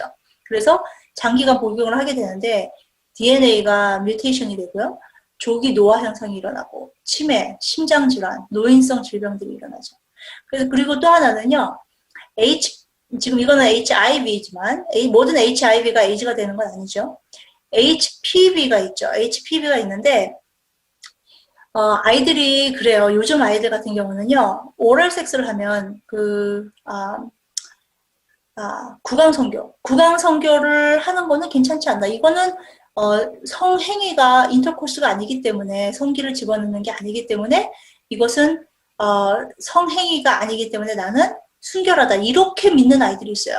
정말 잘못된 거예요. 그렇기 때문에 저는 아이들에게 이 오랄 섹스를 통해서 구강성교를 통해서 가질 수 있는 많은 성병들에서 가르쳐 줍니다. 그리고 이것 때문에도 너도 키스하는 게 안 좋아. 이렇게 얘기를 해요. 키스하기 전에 피 검사해야 된다고 저는 얘기합니다. 왜냐하면 지금 섹슈얼리 액티브한 미국의 아이들 중에서 15살에서 24살 2명 중에 1명이 지금 성병이 있으니까 그걸 어떻게 알아요? 이런 걸 걸려가지고 시간 지나면은요, 이런 식으로 지금 많이 나온다. 막 이러면서 제가 다 보여줍니다. 그러면 애들이 이제 키스 안 하겠죠. 네, 저는 그런 식으로 하고요.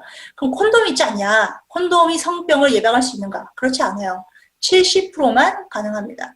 그러면 30%는 성병에 걸린다는 얘기죠. 그리고 또 웃긴 거는 이 콘돔을 15%는 잘못 착용한다고 합니다. 그러게 되면 30% 플러스 15%, 45%가 성병에 걸리거나 임신할 수 있다는 얘기죠. 콘돔도. 그렇죠? 그래서 성병에 걸리지 않는 방법은 딱 이거 두 개다. 순결. 순결도 결혼할 때까지 기다리는 거. 그리고 결혼 후에도 그 한 사람하고만 신실하게 그 가정을 지키는 것이다. 그래야 성병에서 완전히 해방될 수 있다. 그래서 죄의 결과는 굉장히 무섭다라는 것을 가르쳐 주셔야 돼요. 자, 그리고 이제 남자와 여자는 외모만 다른 게 아니라 뇌구조, 반응도 다르다. 우리의 성별은 하나님이 주신 선물이다. 그리고 하나님이 우리를 여자, 남자로 창조하셨고 이렇게 디자인하셨다.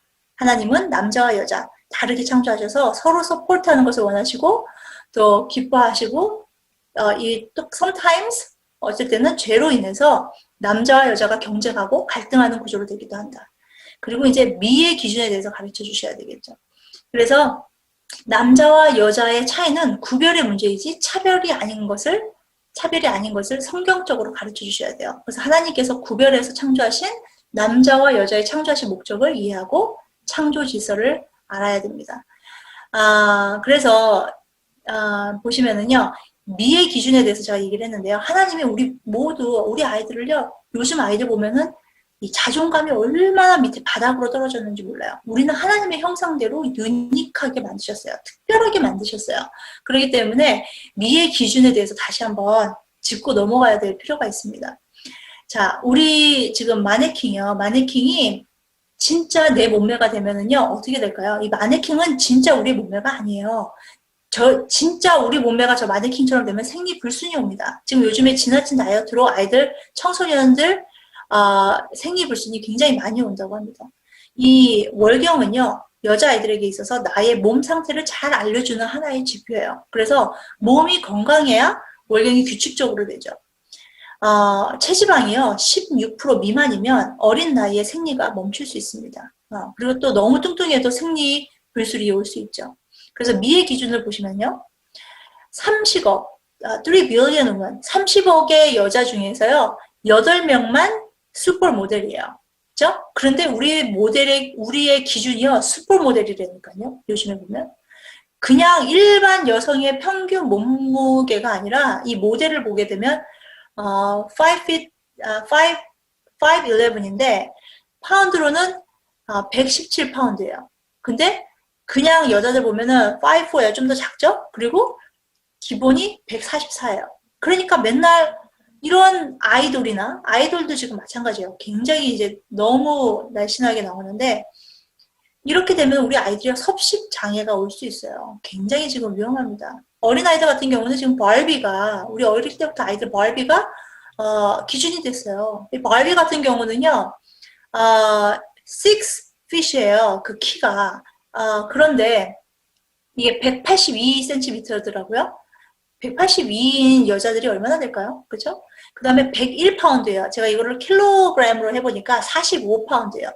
182cm에 45kg. 자, 이렇게 만약에 진짜 사람이 되면요. 진짜 사람이 이렇게 되면요. 걷는 게 힘들대요. 왜냐면 하체가 상체를 받쳐줄 수가 없대요. 이거를 우리 아이들이 지금 기준으로 하고 있다는 것이죠. 그래서 가르쳐 주셔야 돼요. 자, 성교육 또 10살에서 14살, 또 여자아이들은요, 10살에서 14살에 대해 난소안에 이때쯤 되면은 한국은요, 13살에서 14살 때 초경을 한다고 해요. 근데 이때 난소안에 어린 난자가 성숙해서 한 달에 한 번 난소를 떠나죠. 여자아이들은요, 태어날 때부터 어린 난자를 가지고 태어납니다. 하나님이 너무너무 기묘하게 만드셨어요. 뱃속에 있을 때 벌써 난자가 있고 태어난다니까요. 그런데 그게 이제 성숙하면 나오는 거예요. 그래서 이제 정자하고 결합을 못하면 깨끗한 피로 나온다. 이것이 깨끗한 피라는 것을 설명하셔야 돼요. 월경을 설명하셔야 돼요. 아이들이 어렸을 때 이것을 설명하지 않으시면 아이들이 이 월경에 대해서 잘못 생각합니다. 그리고 남자는 12살에서 15살 되면 고환이 정자를 만들게 되죠. 자, 그러면 이 period, 여자아이들, 그 초경 같은 경우는 한국은 13살에서 14살이라고 그래요. 월경에 대해서 미리 알려줘야 되는 게 굉장히 중요합니다. 왜냐하면 아이들이 월경 때 나오는 피가 더러운 피라고 생각하는 경우가 많거든요. 그런데 아이들에게 월경에 대해서 이렇게 책을 읽으면서 알려주셔야 되는 건요. 이 월경의 피는요, 태아를 만들기 위해서 준비했던 조직이었기 때문에 내 몸에 가장 순수하고 깨끗한 피라는 것을 가르쳐 주셔야 돼요. 그래서 근데 왜 월경할 때 여자애들이 왜 이렇게 불쾌한 냄새가 날까? 이것도 알려주셔야 돼요. 왜냐하면 이거는 혈에서 그 자궁 안에서 일정한 시간 동안 고여 있었다가 나오면서 분비물이 같이 섞여서 나온 피이기 때문이기도 하고요. 공기 접촉으로 인해서 산화되면서 냄새가 날 수 있어요. 그리고 생리대 안에 있는 화학 물질에 의해서도 냄새가 날 수 있습니다. 그렇기 때문에 청결을 유지하는 것 또한 엄마가 딸에게 자세히 가르쳐 주셔야 됩니다. 그래서 미국에서는 초경 파티가 있어요. 이거는 정말 성경적으로 기억에 남을 좋은 추억으로 만들어주시면 좋아요. 저 같은 경우는 우리 딸이 이제 처음 월경을 시작했을 때 제가 미리부터 얘기했어요. 자, 우리 딸 월경하면 자, 우리 다 같이 나가서 맛있는 외식을 하는 거 파티한다. 그래가지고 우리 가족끼리 외식을 했어요. 우리 아들도 데리고 갔죠. 근데 이제 규칙이 있어요. 자, 무조건 빨간 거 먹는 거예요. 피가 나오는 이제 medium rare steak 같은 거, 빨간 토마토 소스 그 파스타, red cabbage salad, 그 다음에 cranberry 주스 같은 거, 디저트는 red velvet 케이크 같은 거, 이런 거 먹으면서 이제 딸한테 얘기해 주는 거죠. 월경이 하나님께서 생명을 잉태할 수 있는 몸으로 변하게 되는 것을 보여주는 건데, 이건 너무너무 큰 축복이야. 그러면서 이제 항상 가지고 다녀야 될 그 비상 소품들, 예쁜 비상 소품들, 그런 것을 선물로 딱 주고요. 그리고 월경을 계산하는 앱을 같이 깔으죠. 그래서, 아이들이 첫 월경을 시작했을 때 이게 수치스러운 게 아니라 하나님이 주신 선물이다. 새 생명을 잉태할 수 있는 몸이 되는 과정이다라고 이해하는 딸이 되도록 가르치시는 게 정말 중요합니다. 자, 그리고 아빠의 정자와 그 엄마의 난자가 만나면은 새로운 생명이 시작된다는 거죠. 그래서 그 작은 세포 하나에 너가 어떤 세계의 눈을 가질지, 키는 얼마일지 가장 자기답게 만들어주는 DNA가 코드화돼서 들어가 있죠. 그래서 지금의 모습과 성격을 가진 것은 하나님의 계획이다. 그래서 결혼에 대해서 얘기해 주셔야 돼요. 결혼을 축복하시는 하나님, 결혼을 통해 자녀가 태어나기를 원하시는 하나님, 가족은 예수님 다음으로 주신 가장 귀한 선물이다. 그래서 이 몽정에 대해서도 이제 얘기를 해주셔야 돼요. 몽정, wet dreams라고 하죠. 그래서 몽정은요, 미국 나이로는 12살에서 13살이고 한국 나이로는 14살 전후인 것 같아요. 아이들은 몽정을요 했을 때 내 몸에 무슨 이상한 생각이 이상이 생겼나? 아니면 내가 무슨 잘못을 해서 이렇게 된 건가 하고 모르는 경우에는 고민을 하게 됩니다. 그래서 특히 저는 이 책이 너무 좋아요. 지금 본당 우리 교회에서 이번에 출간한 이 책은요. 책을 통해서 아이들이 몽정에 대해서 정말 자연스럽게 배울 것입니다. 몽정은 아버지로 되기 위한 몸의 준비 과정의 한 부분이고 생명을 잉태할 수 있는 몸으로 자라나는 과정이다. 그래서 남자아이인 경우에는요. 내가 아무런 생각 안 했는데도 발기가 될 수 있다는 것을 아빠가 가르쳐 주셔야 돼요. 그래서 이러한 상황이 됐을 때 죄책감을 가지거나 아니면 당황하지 않도록 이런 형상은 성장하는 과정 중에 하나다. 이렇게 얘기해 주시고요. 그리고 조금만 시간 지나면 자녀가 통제할 수 있다는 것을 가르쳐 주셔야 돼요. 그리고 생명을 잉태할 수 있는 몸으로 자라는 과정이기 때문에 하나님의 허락하신 축복이다. 그래서 신체적인 변화와 함께 생각의 변화, 마음의 변화, 그래서 믿음의 남자로 준비되는 과정이 더 중요하다. 이런 것을 가르쳐 주셔야 되겠죠. 그래서 사춘기, 자, 이때를 이제 지금 사춘기로 이제 보는데요. 사춘기에 관한, 세미나가 또 따로 있습니다. 근데 오늘은 그게 이제 지금 4시간짜리 세미나이기 때문에 오늘은 못하고요. 잠깐만, 조금만 제가 알려드리겠습니다. 자, 사춘기 이해하기. 사춘기가 없이는 성장이 안 돼요. 모두가 사춘기를 지나가야 됩니다. 그리고 두 번째는 아이가 사랑받을 만한 행동을 안 해도 사랑을 해주셔야 돼요. 네. 그래서 그냥 지나갈 때 너무 미워요. 너무 미운데 그래도 그냥 확 안고 엄마 너 사랑하는 거 알지? 하고 지나가는 거예요. 자, 애들이 막 이러면서 싫다 그래도 좋아해요. 네. 그래서 그냥 사랑을 해주셔야 돼요. 자, 그 다음에 친구와 유대감을 형성하는데 목숨 건다고 제가 아까 말씀드렸죠? 자, 그 다음에 여자아이들은요, 월경 주기를 이해하셔야 돼요. 자, 여자아이들 같은 경우는요, 그 월경 주기를 잘 관찰하셔야 돼요. 그래서 아이가 언제 할 건지 미리 아셔야 돼요. 이 월경 한 주 전에는요, 훨씬 여자아이들이 우울해하고 불길한 생각을 갖고 또 자존감이 확 떨어지고 갑자기 자기가 슬퍼져요. 자기가 왜 또 화가 막 나요. 그리고 나중에 자기가 왜 화냈는지도 기억도 못해요. 그러니까 이럴 때는 사실은 건드리지 않는 게 제일 좋은 방법이에요. 요 한 주 전에는. 저는 그래서 얘가 좋아하는 과자 같은 걸 잘 사놨다가 요때 줘요. 요때. 네, 요때 주고요. 또 그 아이들 사춘기 때 감정의 기복이 굉장히 심하잖아요. 그래서 아는 집 같은 경우는요. 문을 그냥 쾅 닫을 때마다 문을 띄었어요. 그래서 지금 열 몇 번을 그냥 띄었다 붙였다 하더라고요. 근데 진짜 그동안 내가 키운 게 이 아이가 맞나? 이런 생각이 들 때가 있어요. 그런데 이것도 지나갑니다. 네, 이것도 지나가고요. 좋은 날이 옵니다. 네, 호르몬 분비가 줄어들면서요. 정신이 제자리로 돌아옵니다. 그렇기 때문에 조금만 참으시면 지금 혹시 사춘기를 지내시거나 혹시 사춘기를 미리 대비하셔야 되는 분들 4학년, 5학년 아이들 분들은요. 사춘기 세미나를 들으시면 굉장히 많은 도움이 되실 것 같습니다. 그래서 사춘기 때에요. 내 아이가 그리고 다른 아이를 왕따하고 괴롭히는 못된 아이가 될 수도 있어요. 네. 꼭 빅팀이 아니라 당하는 아이가 아니라 내 아이가 그런 아이가 될 수 있다는 것도 아셔야 되고요.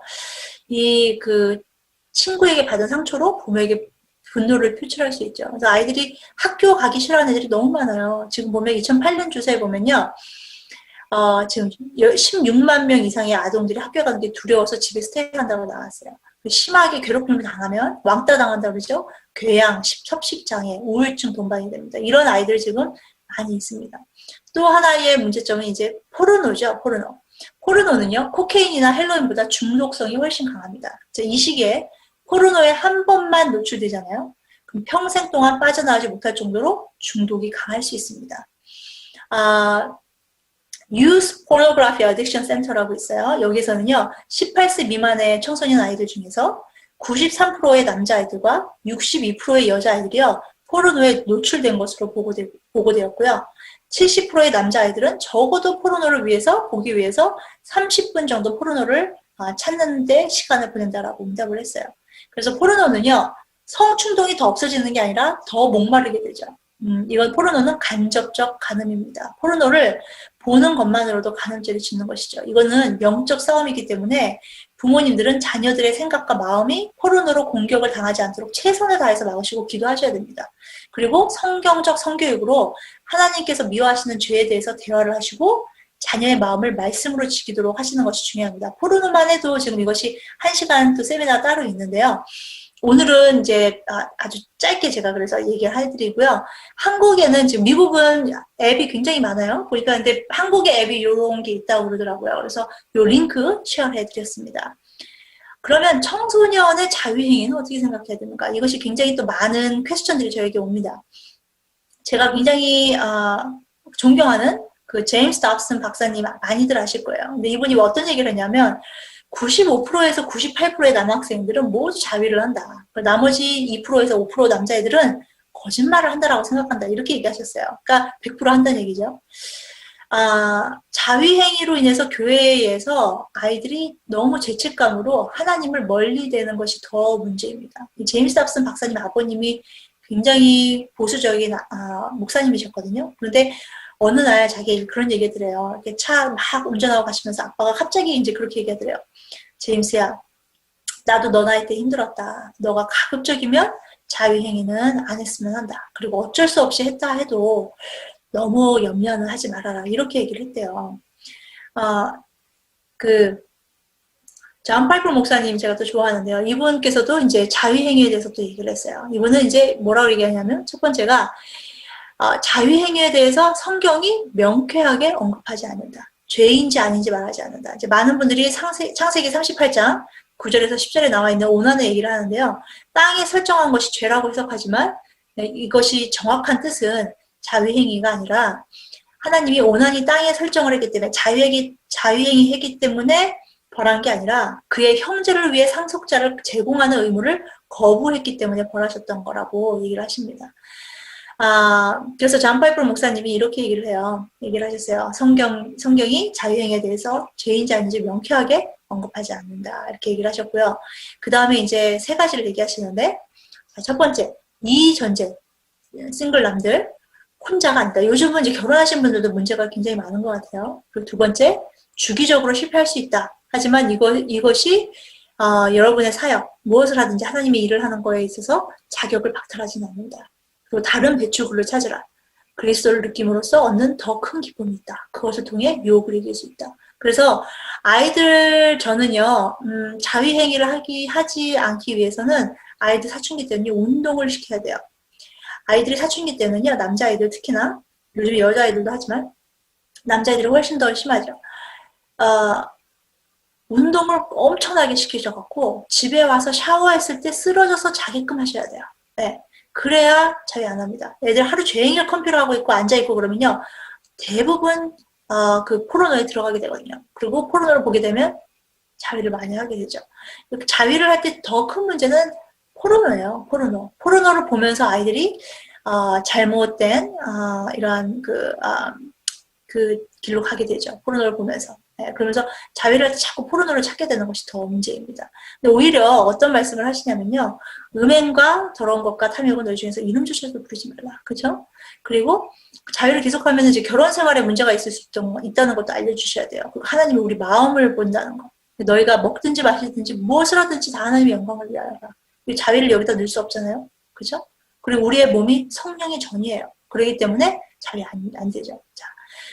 그렇다면 만약에 부모가 성교육을 못하는 경우 난 진짜 못하겠다. 이제 하셔야 돼요. 하셔야 되지만 내가 제대로 하는 것이 잘 모르겠다. 그러면은 제일 좋은 것이 첫 번째 전문서적 이 책을 이용하시는 것이 좋습니다. 그래서 지금 이번에 나온 이 책을 잘 사용하시면 좋으실 것 같고요. 분당을 위해서 나온 책.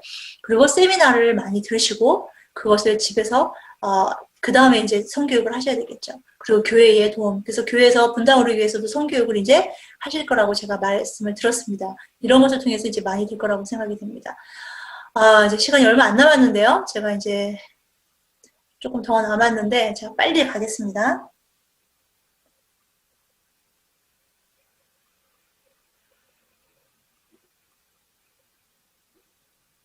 자, 제가 지난번에 동성애에 대해서 이제 다음번에 얘기를 해드린다고 그랬어요. 왜냐면 아이들이, 큰아이들 같은 경우는 이제 동성애에 대해서 물어볼 것입니다. 그리고 그것에 대해서 어떻게 얘기를 해야 되셔야 하는지 아셔야 됩니다. 그래서, 자, 우선 동성애. 동성애에 대해서 우리는, 지식이 좀 많이 부족합니다. 그리고 동성애에 대한 잘못된 논문들이 너무 많아요. 그리고 미디어에 과장된 보도가 많이 있습니다. 자, 그렇다면 크리스찬으로서 동성애 결혼과 동성애 크리스찬을 어떻게 이해해야 되는가? 에베소서 4장 15절에 보면요. 오직 사랑 안에서 참된 것을 하여 범사에 그에게까지 잘할지라. 그는 머리니 곧 그리스도라. 영어로 보면 The Truth in Love라고 해요. 이 말씀을 통해서 이 어드바이스를 우리가 받을 수 있죠. 동성애는요. 사랑과 공의 이 두 가지가 밸런스가 있어야 됩니다. 동성애에 대해서 얘기할 때요. 크리스찬으로서 이 두 가지를 다 해야 돼요. 사랑해야 되고 또한 공의가 있어야 됩니다. 공의라는 말은 하나님이 죄라고 한 것은 죄입니다. 동성애는 죄죠. 아담의 죄 때부터 이 세상에 들어온 죄 중에 하나예요. 동성애는요. 그래서 레위기, 로마서, 디모데전서, 고린도전서 이 말씀에 다 동성애의 죄라고 클리어하게 명확하게 말씀하고 계십니다. 그래서 동성애 결혼이란 우리가 어떻게 지금 미국은 다 이제 통과됐잖아요. 동성애 결혼에 대해서 어떻게 생각해야 되는가? 자, 성경적으로 그냥 바텀 라인은요. 동성애 결혼은 없습니다. 예. 결혼은 하나님께서 만드신 것이죠. 사람이 만든 게 아니에요. 한 남자와 한 여자의 평생 같이 결합할 것을 약속하는 것이 결혼입니다. 그렇기 때문에 동성애 결혼은 없죠. 이 외의 것은 한 남자와 한 여자의 결합, 이 외의 것은 사람이 뭐라고 하든지 하나님께서 말씀하신 결혼에 들어가지 않습니다. 자, 그러면 동성애 크리스찬은 어떻게 생각해야 되나? 성경 어디에도 동성애 크리스찬은 없습니다. 자, 거짓말하는 크리스찬 없잖아요? 도벽하는 크리스찬, 우리가 그렇게 얘기 안 하죠? 강간하는 크리스찬, 이런 단어 성경에 없습니다. 예수님의 피로 인해서 우리의 죄가 씻겨졌죠. 그래서 이것 때문에 우리의 이름 앞에 이런 거짓말하는 크리스찬, 도벽하는 크리스찬, 강간하는 크리스찬 이런 것을 두는 것이 잘못된 것인 것이죠. 그래서 죄를 미워하는 우리가 돼야 되겠죠. 우리가 크리스찬이라면, 진짜 크리스찬이라면. 동성애 성향은 가질 수 있습니다. 하지만 그것을 행동으로 하는 것은 다른 문제이고 그리고 DNA도 없습니다. 예를 들면 이런 거예요. 도벽의 성향이 있을 수 있어요. 우리 모두 죄인이기 때문에. 그러나 우리 모두 은행 가서 털지 않습니다. 바람둥이 성향이 있을 수 있어요. 그러나 그렇다고 다 바람둥이가 되는 게 아닙니다. 우리는 하나님께서 주신 자유의지가 있어요. 그래서 이 자유의지를 사용해서 죄를 멀리해야 돼요. 그런 성향이 있다고 해서 하나님이 죄라고 하신 것을 죄가 아니라고 할 수는 없다는 얘기죠. 나는 아이가 좋아. 아이를 이뻐한다고 좋아한다고 해서 소아성애가 합리화될 수 없습니다. 자, 그러면 동성을 사랑하는 감정도 죄인가요? 우선은 아까 말씀드렸듯이 기준은 성경이죠. 성경에서 죄라고 한 것은 죄입니다. 동성애도 죄고 분노도 죄고 교만도 죄고 질투, 음행 다 똑같은 죄입니다. 자, 그런데 우리는요. 우리의 죄성 때문에요. 우리가 기분이 좋고 우리가 편안하면 그것이 맞다고 다른 사람들이 인정해 주기를 바랍니다. 그래서 우리 아이들에게 저는 동성애 사랑하는 감정, 성향은 있다고 생각해요. 하지만 문제는 뭐냐면 동성애자들은요. 정신적으로만 사랑하고 끝나지 않아요. 그렇죠? 동성을 사랑하는 게 사실은 그냥 데이빗과 데이빗과 저나단처럼 사랑할 수 있죠. 성경에 보면 거기 사랑한다고 나와요. 그것이 이런 동성애적 사랑이 아니거든요. 그렇죠? 그러한 사랑은 괜찮은 거예요. 문제는 아이들이 학교에서 동성애 생각을 안 하는 아이들도 이런 동성애를 생각하게끔 유도하는 시스템이 문제고 이런 미디어가 더 문제이죠. 그 엑소더스에 미국 동성애 그 사역단체가 있어요. 던 시미얼 그 목사님이 있는데요. 이분은 특히 이제 동성애 예방, 청소년 동성애 예방에 도움이 되는 책을 쓰기도 했는데요. Healing Wounds of the Past라는 것을 쓰셨어요. 이분이 얘기하는 게 뭐냐면 동성애는 도박, 중독처럼 다뤄야 된다. 이렇게 얘기를 하세요. 그래서 그 동성애적 행동을 예방하는 것은요, 부모와의 관계가 긍정적으로 변하는 게 가장 중요하다 이렇게 얘기를 해요. 그 제임스 답슨 박사님이 얘기하시는 게 뭐냐면 500명이 넘는 그 게이 사람들을 카운슬링 하셨어요. 근데 그분 얘기가 그 500명 중에 단 한 명도 아빠하고 좋은 관계를 가진 아이가 없었다 이렇게 얘기를 해요. 그래서 부모와의 관계가 굉장히 긍정적으로 변하는 게 가장 중요합니다. 저에게 상담을 받은 레즈비언이나 게이들 있어요. 그런데 그런 아이들 보면요, 100% 부모님하고 좋지 않아요. 네. 여자아이들 같은 경우는 엄마를 너무 싫어해요. 저런 엄마라면 나는 여자가 되고 싶지 않아. 그러면서 이제 남자로 되는 거죠. 굉장히, 그래서 부모와의 관계가 굉장히 정말 큰 키입니다. 동성애. 그리고 동성애에게 끌리는 상황 자체가 인정받고 싶은 욕구가 채워지지 않기 때문이라고 이분이 얘기하십니다. 그래서 부모가 자꾸 인정해줘야 돼요. 인정해주고 또 잘한다 얘기해 주시고요. 칭찬을 많이 해주셔야 돼요. 사춘기 때, 제가 사춘기 강의 때 얘기를 하는데요. 사춘기 때는 95% 칭찬하시고 5%만 야단치셔야 되는 거예요. 야단 하나도 안 치시면 또 안 되죠. 그렇죠? 그들이 타고난 것은 그들의 기질 성격이고 그로 인해 동성애적 행동을 하는 것이다. 동성애자들을 성중독이나 다른 중독 문제가 있는 사람들과 똑같이 대해야 된다. 네. 그래서 이것은 중독의 문제이다라고 얘기를 하셨어요. 그 부모가 정말 자녀를 사랑하는데 자녀 입장에서 나를 사랑하지 않는다고 생각할 수 있어요. 왜냐면 이제 사랑의 언어가 다르잖아요. 그것도 잘 배우셔야 되는데 동성에게 끌리는 그 상황 자체가 그 인정받고 싶은 욕구가 채워지지 않기 때문이죠. 그래서 그랬을 때에 동성애에게 다른 동성에게 이렇게 요구하게 되는 상황이 된다고 합니다.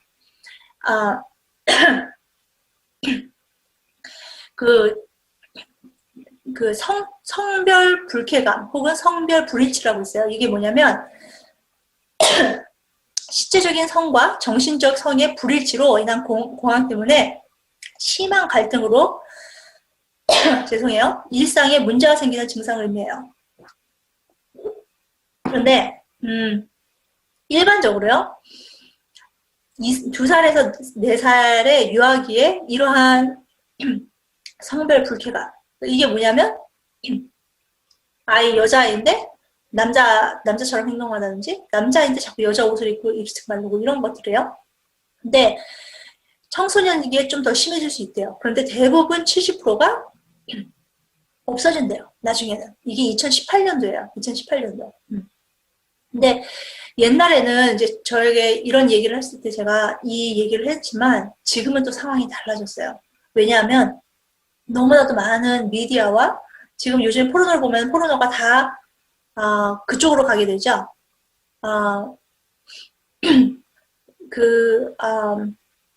동성으로 가기 때문에 아이들이 자꾸 동성애적 포르노를 보게 되면 그쪽을 한번 해보고 싶은 생각이 들게 되는 것이죠. 미국에 제가 이제 죄송하지만 10분만 더 할게요. 네. 그 3R 성교육 교재가 있어요. 미국에 보면은 여기 이 교재에서 보게 되면은 이런 얘기들이 있어요. 2학년 교재거든요. 2학년 교재 보면 너 가족과 다른 가족이 다른 게 괜찮을까? 다른 가족이 너의 가족이 먹는 음식과 다른 게 괜찮나? 답은 다 예스예요. 자녀가 많은 가족, 자녀가 적은 가족 다 괜찮은가? 한 엄마와 한 아빠 같이 사는 가족 괜찮은가? 두 엄마 혹은 두 아빠 같이 사는 가족 괜찮은가? 이런 식으로 지금 저희는 미국에서 지금 가르치고 있고요.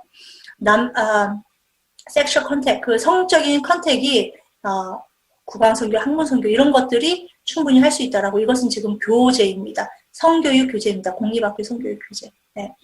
13살 아이들 성교육 비디오를 이런 것들을 지금 막 가르쳐주고 있고요.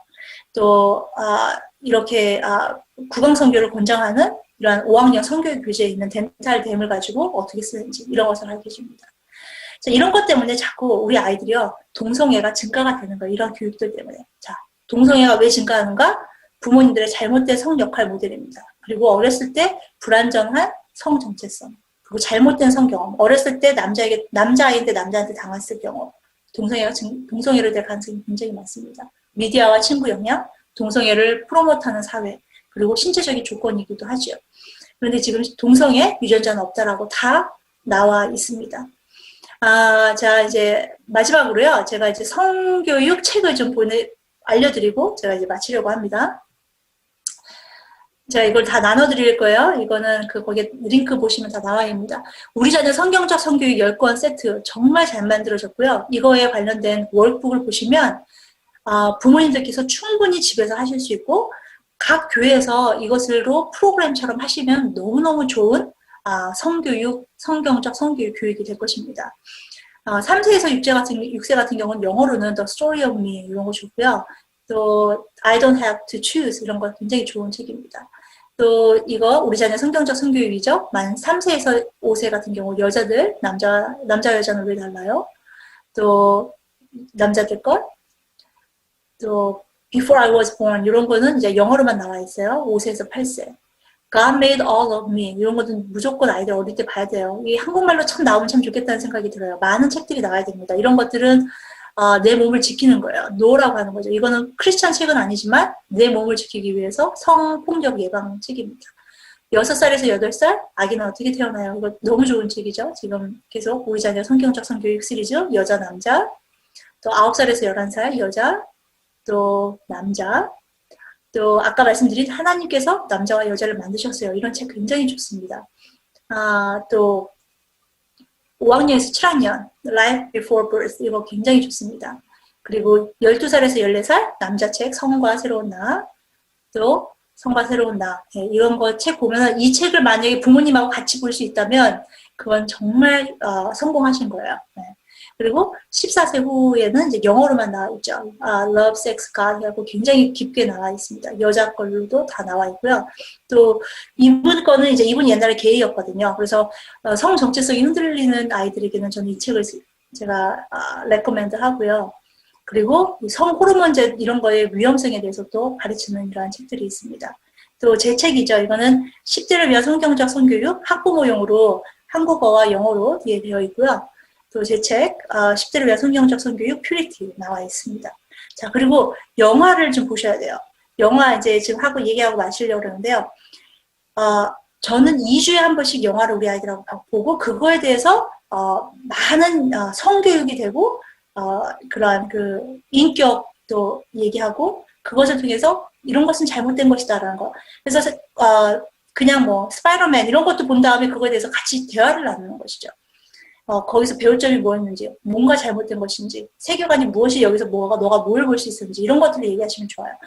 정말 좋은 책, 좋은 영화들. 이거는 성교육에 꼭 제가 이제 하는 성교육에 꼭 이게 들어가는 영화인데요. Fireproof 이거는 머스트입니다. 네, 사랑이 무엇인지 꼭 봐야 되는 영화예요. 이게 지금 한국말로 밑에 자막이 나와 있는 걸로 알고 있고요.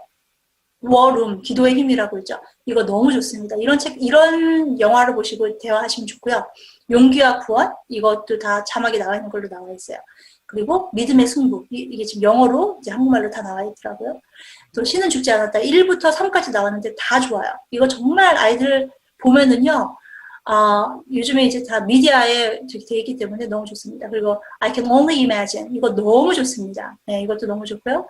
I'm not ashamed, 이것도 이제 자막이 다 나와 있더라고요. 이것도 너무 좋고, Grace Unplugged, 이거는 이제 사춘기 여자애들 꼭 봐야 되는 영화지요.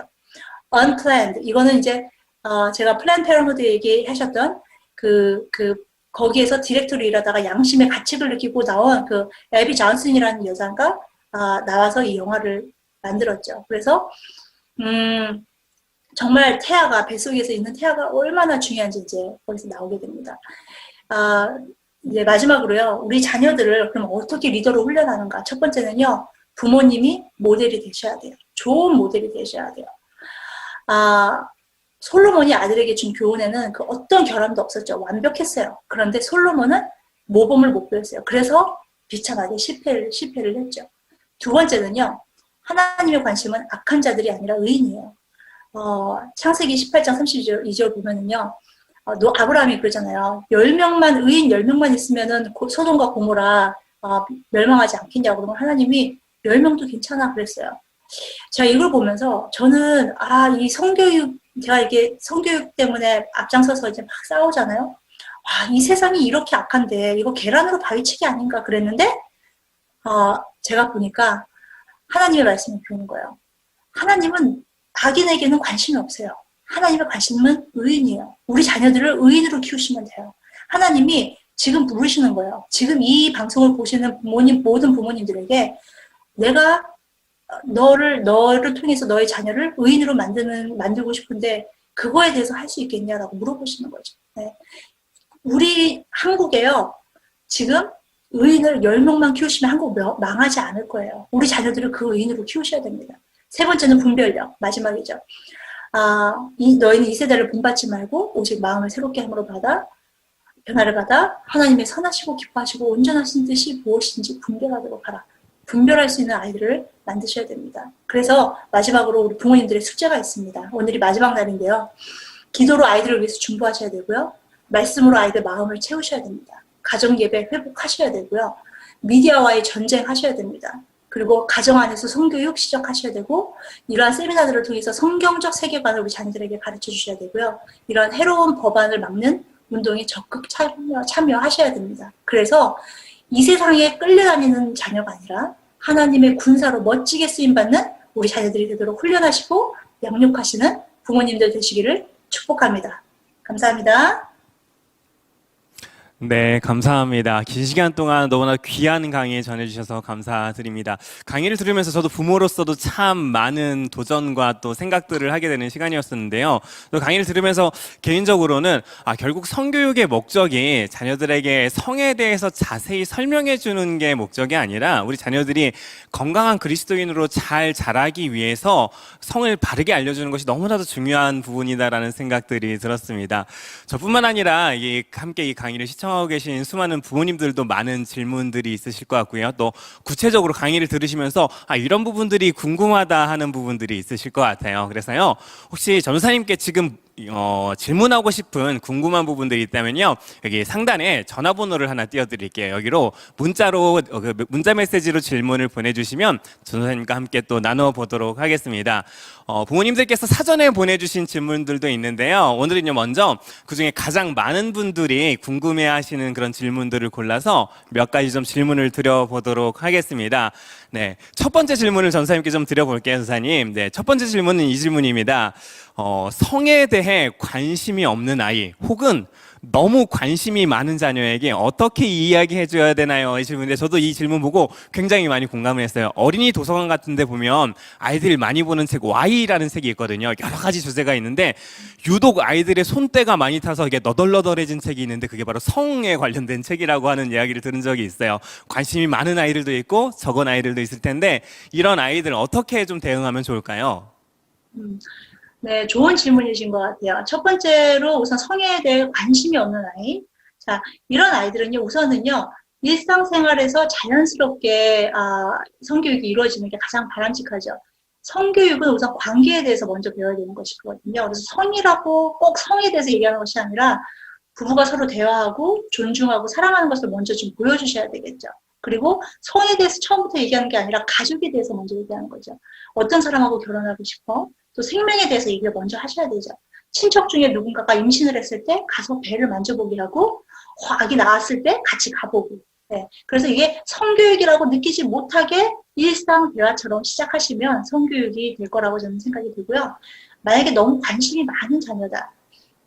우리 자녀들은 어느 정도 성에 관심을 보이는 것은 당연하지만 너무 아이의 나이보다 깊은 것을 물어보면 아마도 친구나 미디어를 통해서 뭔가를 봤을 가능성이 많습니다. 그래서 케이스마다 어느 정도 이제 아느냐에 따라서 대처를 다르게 해야 되는데요. 아이들이 이러한 너무 많이 관심을 가졌을 때에 그럴 때에 이런 책이 필요한 거죠. 지금 있는 이 책을 가지고 아이들에게 얘기하는 거예요. 그리고 아이들 엄마 아빠 이렇게 성기를 막 만지려고 할 때가 있어요.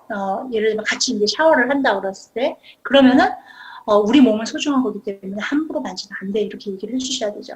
그리고 부모도 아이의 성기를 장난으로 만지면 안 되겠죠. 그래서 아이가요 너무 성적인 것에 관심을 가지지 않도록 다른 것에 관심을 가지도록 환경을 만들어 주시는 게 굉장히 중요하고요.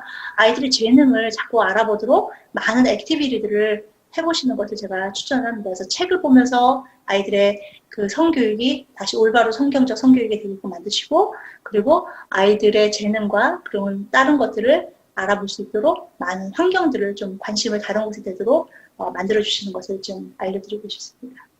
네, 감사합니다. 저도 이 질문을 보면서 부모님들이 성교육을 되게 부담스러워 하시는 게 뭔가 딱 각 잡고 앉아봐라 하면서 이게 뭔가 자세히 알려줘야 될 것 같은 것 때문에 부담스러울 거라는 생각이 들었는데 전사님 말씀 들어보니까 생활 속에서 자연스럽게 이렇게 이야기하는 것들이 훨씬 더 효과적일 수 있겠다라는 생각이 들어서 더 많이 도움이 되는 답변이었던 것 같습니다. 두 번째 질문도 있는데 두 번째 질문은 개인적으로 제가 7살짜리 딸이 있는데 정말 오늘 아침에도 고민한 질문을 이게 누가 부모님께서 올려주셔서 한번 제가 읽어드리도록 하겠습니다. 아이가 몇 살까지 어느 수준까지 스킨십을 해야 하고 부모나 아이의 나체 노출을 해도 될까요? 제가 이 고민을 왜 똑같이 오늘 아침에 했냐면요. 오늘 아침에 교회 갔다 올게 하니까 7살짜리 딸이 뽀뽀하면서 뽀뽀를 해주더라고요. 근데 아침에 문득 언제까지 애가 뽀뽀해줄까? 언제까지 뽀뽀를 해도 될까? 이런 생각이 들더라고요. 아마 부모님들도 비슷한 고민이 있지 않을까? 또 뭐 목욕을 같이 한다거나 이런 부분에 대한 고민들도 있으실 것 같은데 좀 어떻게 생각하실까요? 예. 네.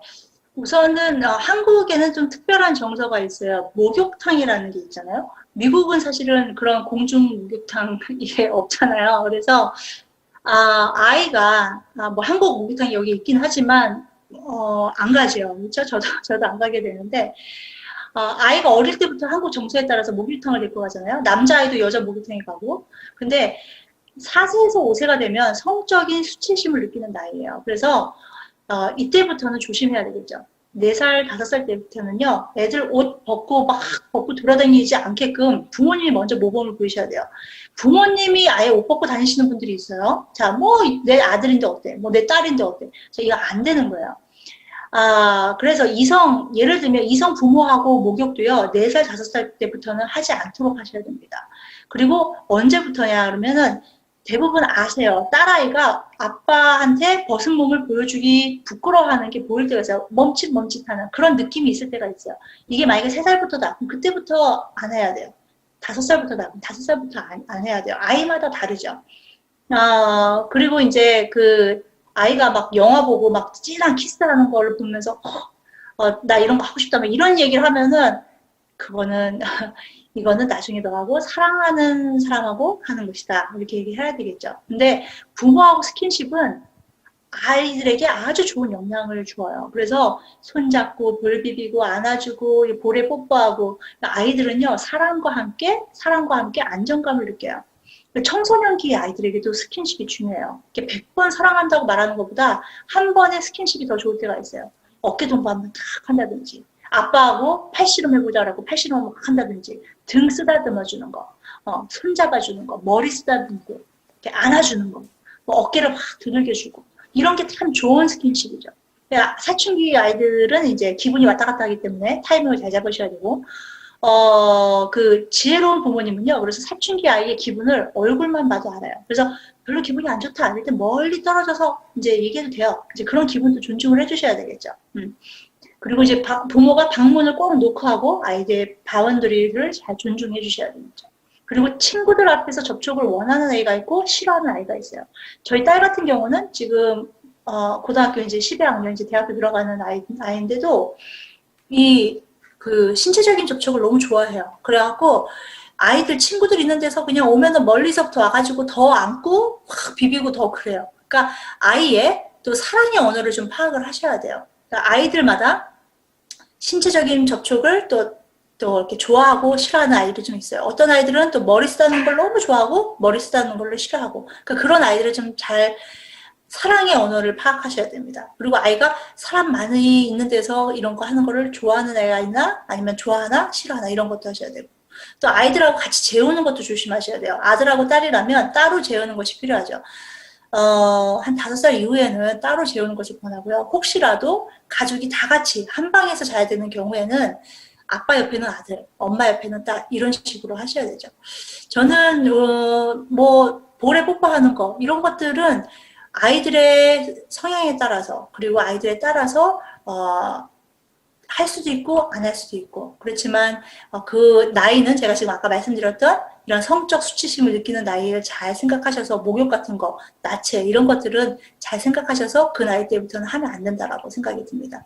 뽀뽀 정도는 저는 괜찮다고 생각하고요. 지금도 저는 우리 아들이 이제 집으로 가끔씩 오는데, 지금 대학원생이잖아요. 저는 이제 미국에 있으니까 더 그렇기도 해요. 그래서 오면은 미국 사람들은 볼에 뽀뽀하거든요. 우리 아들도 막 볼에다 뽀뽀하죠. 예. how are you? 그러면서 이렇게 뽀뽀하고 이렇게 하는데, 예, 저는 각 가정마다 조금씩 다르지만, 아이들에게 중요한 것은 정말 이 육체적인 그 스킨십은 아이들에게 정말 좋은 영향을 준다라고 저는 생각이 듭니다. 네. 딸하고 뽀뽀해도 된다고 하니까 너무 마음이 안심이 되고 감사합니다. 무엇보다 이게 제 마음에 좀 와닿았던 거는 그냥 나이대 몇 살 때까지 몇 살 때까지 뭐가 중요한 것보다 아이의 상황과 그때 마음이 어떤지 아이의 마음 상태를 살피는 게 참 중요하다라는 생각이 드는 것 같습니다. 좋은 답변 감사드리고요. 또 한 가지 있어요. 오늘 질문들이 제가 평소에 궁금해했던 질문들이 많은데요. 세 번째 질문입니다. 아들의 성교육은 아빠가 담당하는 것이 좋을까요? 엄마는 어느 선까지 해야 할까요? 아까 말씀 중에서 이렇게 아들과 딸, 남자, 여자가 성교육을 분리해서 하는 게 좋다고 말씀을 하셨는데, 또 그러면 아들 성교육을 아빠가 하는 게 좋을지, 그런데 또 아빠가 할 수 없는 또 가정의 상황이 있을 수도 있잖아요. 그럴 때 엄마가 아들 성교육은 좀 어떻게 하면 좋을지 궁금하신 분들이 계실 것 같은데요. 네. 네, 항상 많이 물어보시는 질문 중에 하나예요. 기본적으로 아들은 아빠가, 딸은 엄마가 하는 것이 좋죠. 그리고 이제 어린아이들 같은 경우는 오늘 배우신 내용을 토대로 책을 같이 읽어 나가시고 성교육을 하시면 굉장히 좋겠죠. 월북을 같이 하신다던가. 그리고 성교육은 어릴 때부터 하는 게 중요하고 사춘기를 준비하도록 하는 성교육은 더 중요하죠. 아빠하고 딸이 풀어야 될 숙제가 있고요. 엄마하고 딸이 풀어야 될 숙제가 있습니다. 성교육에 있어서. 아들도 마찬가지입니다. 이 사춘기 세미나를 사실은 또 들으셔야 돼요. 그래야 사춘기를 준비하시는 분들이 이거에 대해서 이제 더 깊이 인식을 하는데요.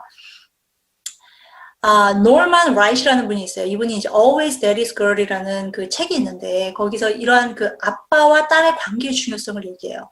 그러니까 아빠하고 딸이 해야 되는 일들이 있는 거예요. 그러니까 딸에게는 아빠가 첫 번째 남자예요. 그래서 나를 처음으로 안아주고 뽀뽀해주고 이해해주는 첫 번째 남자예요. 그래서 아빠와 딸의 관계를 통해서 훗날 지금 여성의 역할, 지금의 아내로 엄마로 여자친구로의 역할을 준비하는 것이죠. 그래서 아빠는 딸에게 첫 남자친구의 역할을 하게 되죠. 그렇기 때문에 다른 어떤 남자를 만나든지 아빠가 기준이죠. 아빠보다 좋은 남자, 아빠보다 안 좋은 남자. 이렇게 남자를 평가하게 됩니다. 그래서 아빠하고 하면서 딸하고 대화하는 것이 굉장히 중요하고요. 딸의 본성을 또 끄집어내는 사람은 엄마죠. 제가 지금 이제 딸만 먼저 얘기를 하는데, 편모, 편부의 경우에도 안정감을 가질 수 있도록 할 수 있는 성교육이 있어요. 아빠 없다고 아이 불쌍해갖고 다 들어주면 아이 망치죠. 그래서 이러한 성교육이 또 따로 있습니다. 그리고 불안정한 가정에서 권위와 사랑을 밸런스 있게 보여주는 그런 엄마 혹은 아빠 혼자만 있으시면 그러면 아이는 안정감을 갖게 되겠죠. 그리고 아빠하고 아들은 아버지로서 훌륭한 남편의 역할을 보여주셔야 돼요. 성에 대한 이야기는 아버지는 어릴 때부터 해주셔야 돼요. 남자가 자라나는 과정을 잘 알려주고 그리고 아빠는 성에 대한 대화를 좀 어렸을 때부터 하셔야 되는데 문제는 아빠가 좀 불편해하세요. 특히나 이러한 성교육을 받아보시지 않은 분들이기 때문에 그래서 하지만 우리 자녀들이요, 우리 남자 아이들이 멋진 남자가 되기 위해서 모르는 게 너무 많아요. 그래서 아들한테요, 키스하고 애무가 더 깊은 관계로 발전하게 되는 것은 당연한 것이기 때문에 키스와 애무는 안 된다 얘기해 주셔야 되는 거예요. 그리고 성적으로 순결하게 아이가 자라기를 원하신다면 처음부터 속도는 자제해야 된다는 것도 가르치셔야 되겠죠. 그래서 순결에 대해서 꼭 가르쳐 주셔야 되고요. 네. 그리고 아이들에게 이 엄마가 아들에게도 또 가르쳐 주셔야 되겠죠. 근데 또 보면은요, 이런 것도 다 가르쳐 주셔야 돼요. 친구들이 이제 음란한 농담을 많이 한단 말이에요. 그럴 때 그 자리를 떠나야 돼요. 그 듣지 말아야 하는 게 우리가 크리스천으로서 해야 되는 것이다.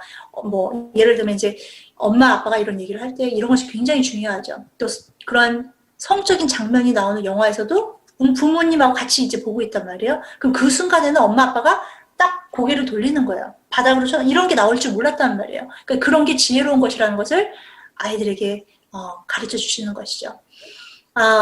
그래서 이 아이들에게요, 저 같은 경우는 저희 남편이 조금 굉장히 수줍음을 많이 타고 뭐랄까, 여성적인 남편이에요. 저는 남성적인 여자예요. 그래서 저한테 많은 분들이 그러세요. 전도사님은 말만 안 하면 정말 여성적으로 보인다고 이렇게 얘기를 하는데, 그러다 보니까 저는 우리 아들의 성교육을 굉장히 늦게 시작했단 말이에요. 제가 진짜로 성교육을 잘한 거는 우리 딸을 먼저였어요. 그런데 우리 아들보다 딸을 하게 됐는데, 남편이 너무 힘들어 하니까 제가 우리 아들을 성교육을 했는데 되더라고요. 그래서 자유에 대해서도 얘기하게 되고, 이러한 포르노에 대해서도 얘기하고, 포르노에 이제 익스포즈 됐을 때 이것이 너의 뇌에 어떤 특징, 어떻게, 스티뮬레이트를 하는지, 자극을 주는지, 이런 것에 대해서 얘기를 하게 됐죠. 그래서, 엄마도 충분히 아들에게 성교육을 하실 수는 있습니다. 하지만 가장 좋은 것은 아빠가 아들에게 또 엄마가 딸에게 하는 것이 가장 좋습니다. 그리고 깊이 해야 됩니다. 깊이까지 하실수록 좋습니다. 네, 감사합니다. 무엇보다 제일 가장 중요한 게 부모님이 용기 내서 시도하는 게 가장 중요하다는 생각들이 듭니다. 네. 시간이 많이 가서 한 가지 질문만 좀 더 드려보면 좋을 것 같은데요. 많은 분들이 또 이렇게 공통적으로 여쭤보신 질문 중에 하나예요. 이렇게 질문을 읽어드리겠습니다. 아이에게 부모의 성관계 혹은 자위행위하는 장면들을 목격하게 했을 때 이 장면에 대해서 나중에 어떻게 말해 주어야 하나요?에 대한 질문들이 복수로 이런 질문에 대한 좀 내용들이 있었어요. 이런 경우에 좀 이렇게 누구에게 상담을 하기도 되게 좀 어려운 질문일 것 같아서 이 자리에서 좀 어떤 방법들로 좀 이 부분들을 설명해 줄 수 있을지 얘기해 주시면 좀 도움이 될 것 같습니다. 네. 자위에 대해서는 아까 제가 얘기를 다 했기 때문에 성관계라고 이제 저희가 생각을 했을 때 부모가 성관계 한 거를 만약에 아이가 문을 열었는데 봤다. 그렇죠? 그랬을 때 많은 분들이 당황하시죠. 자, 그래서 많은 부모님들이 이런 상황에서는 얼렁뚱땅 넘어가는 경우가 많이 있어요. 그러면서 아이들이 이제 어린 경우에는 뭐 아예 모르겠지 하면서 넘어갈 때가 있어요. 근데 또 어떤 아이들은 그거를 너무 적나라하게 본 경우에는 아이들이 막 울거나 충격을 받아서 막 어쩔 줄 몰라 하는 상황이 될 수 있죠. 자, 만약에 이제 이런 경우가 있었을 때는, 아이들이 어떤 반응을 하든지 우선은 자녀에게 화를 내시면 안 돼요. 너 왜 들어왔어? 너 엄마가 뭐 녹화라 그랬지? 막 이런 식으로 얘기하시지 말고, 또 어떤 분들은 이거 엄마하고 아빠하고 레슬링 했어? 막 이렇게 거짓말 하시는 분들도 있어요. 자, 아이들에게 우선 기본적인 라인은 성교육은 나이에 맞추어서 솔직하게 얘기하는 것이 중요합니다. 그래서 이런 경우에는 아이에게 이건 엄마하고 아빠가 사랑을 하기 때문에 할 수 있는 행동이라고 얘기를 해줘야 돼요. 부모가 평소에 사랑하는 행동, 서로에게 이제 애정 표현 해주시고 손도 잡고 안아주고 뽀뽀하고 허그하고 이런 모습을 보여준 경우에는 아이들이 이런 부모님의 답에 이해를 하고 넘어갈 수 있어요. 잘 넘어갑니다. 하지만 항상 싸우고 사랑하는 모습을 한 번도 보여주지 않은 경우에는 특히나 싸움을 막 때리고 이랬던 분들은 아이들이 이런 것을 폭력의 한 부분으로 이제 부부 관계를 생각할 수 있겠죠. 그래서 평소에 부부의 사랑하는 관계를 보여주는 게 더 중요합니다. 그리고 아이가 이제 초등학교 좀 큰 경우에는 이미 성에 대해서 관심을 갖기 시작한 나이죠. 그래서 우리 이런 상황이 부딪혔을 때 부모님께서는 올바른 성교육을 가르치지 않으면 아이들은 또 인터넷을 통해서 막 답을 찾으려고 하다가 잘못된 지식을 갖게 되겠죠. 그래서 아이들에게 이러한 것을 자녀가 봤을 때에는 성교육을 하는 기회를 만드셔야 돼요. 그래서 부모님이 서로에게 애정 표현을 하고 자연스러운 스킨십을 보여주는 것이 아이들에게는 정말 좋은 성교육이 된다는 것. 그래서 아이들이 모든 것을 이해할 수 있는 정도의 수준에 올라왔을 때는 더 깊이 성에 관련된 이야기를 부모님께서 해주는 게 중요하겠죠. 가장 중요한 거는 부부관계는요, 자녀에게 보여주지 않도록 미리 대처하는 게 제일 중요합니다. 방문 잠그셔야 되는 거 중요하고요. 그리고 부부가 사랑하는 것은 하나님께서 주신 축복임을 아이들에게 알려주시고 부부 사이의 중요한 소통 중에 하나임을 스텝 바이 스텝 나이에 맞게 가르쳐 주셔야 합니다.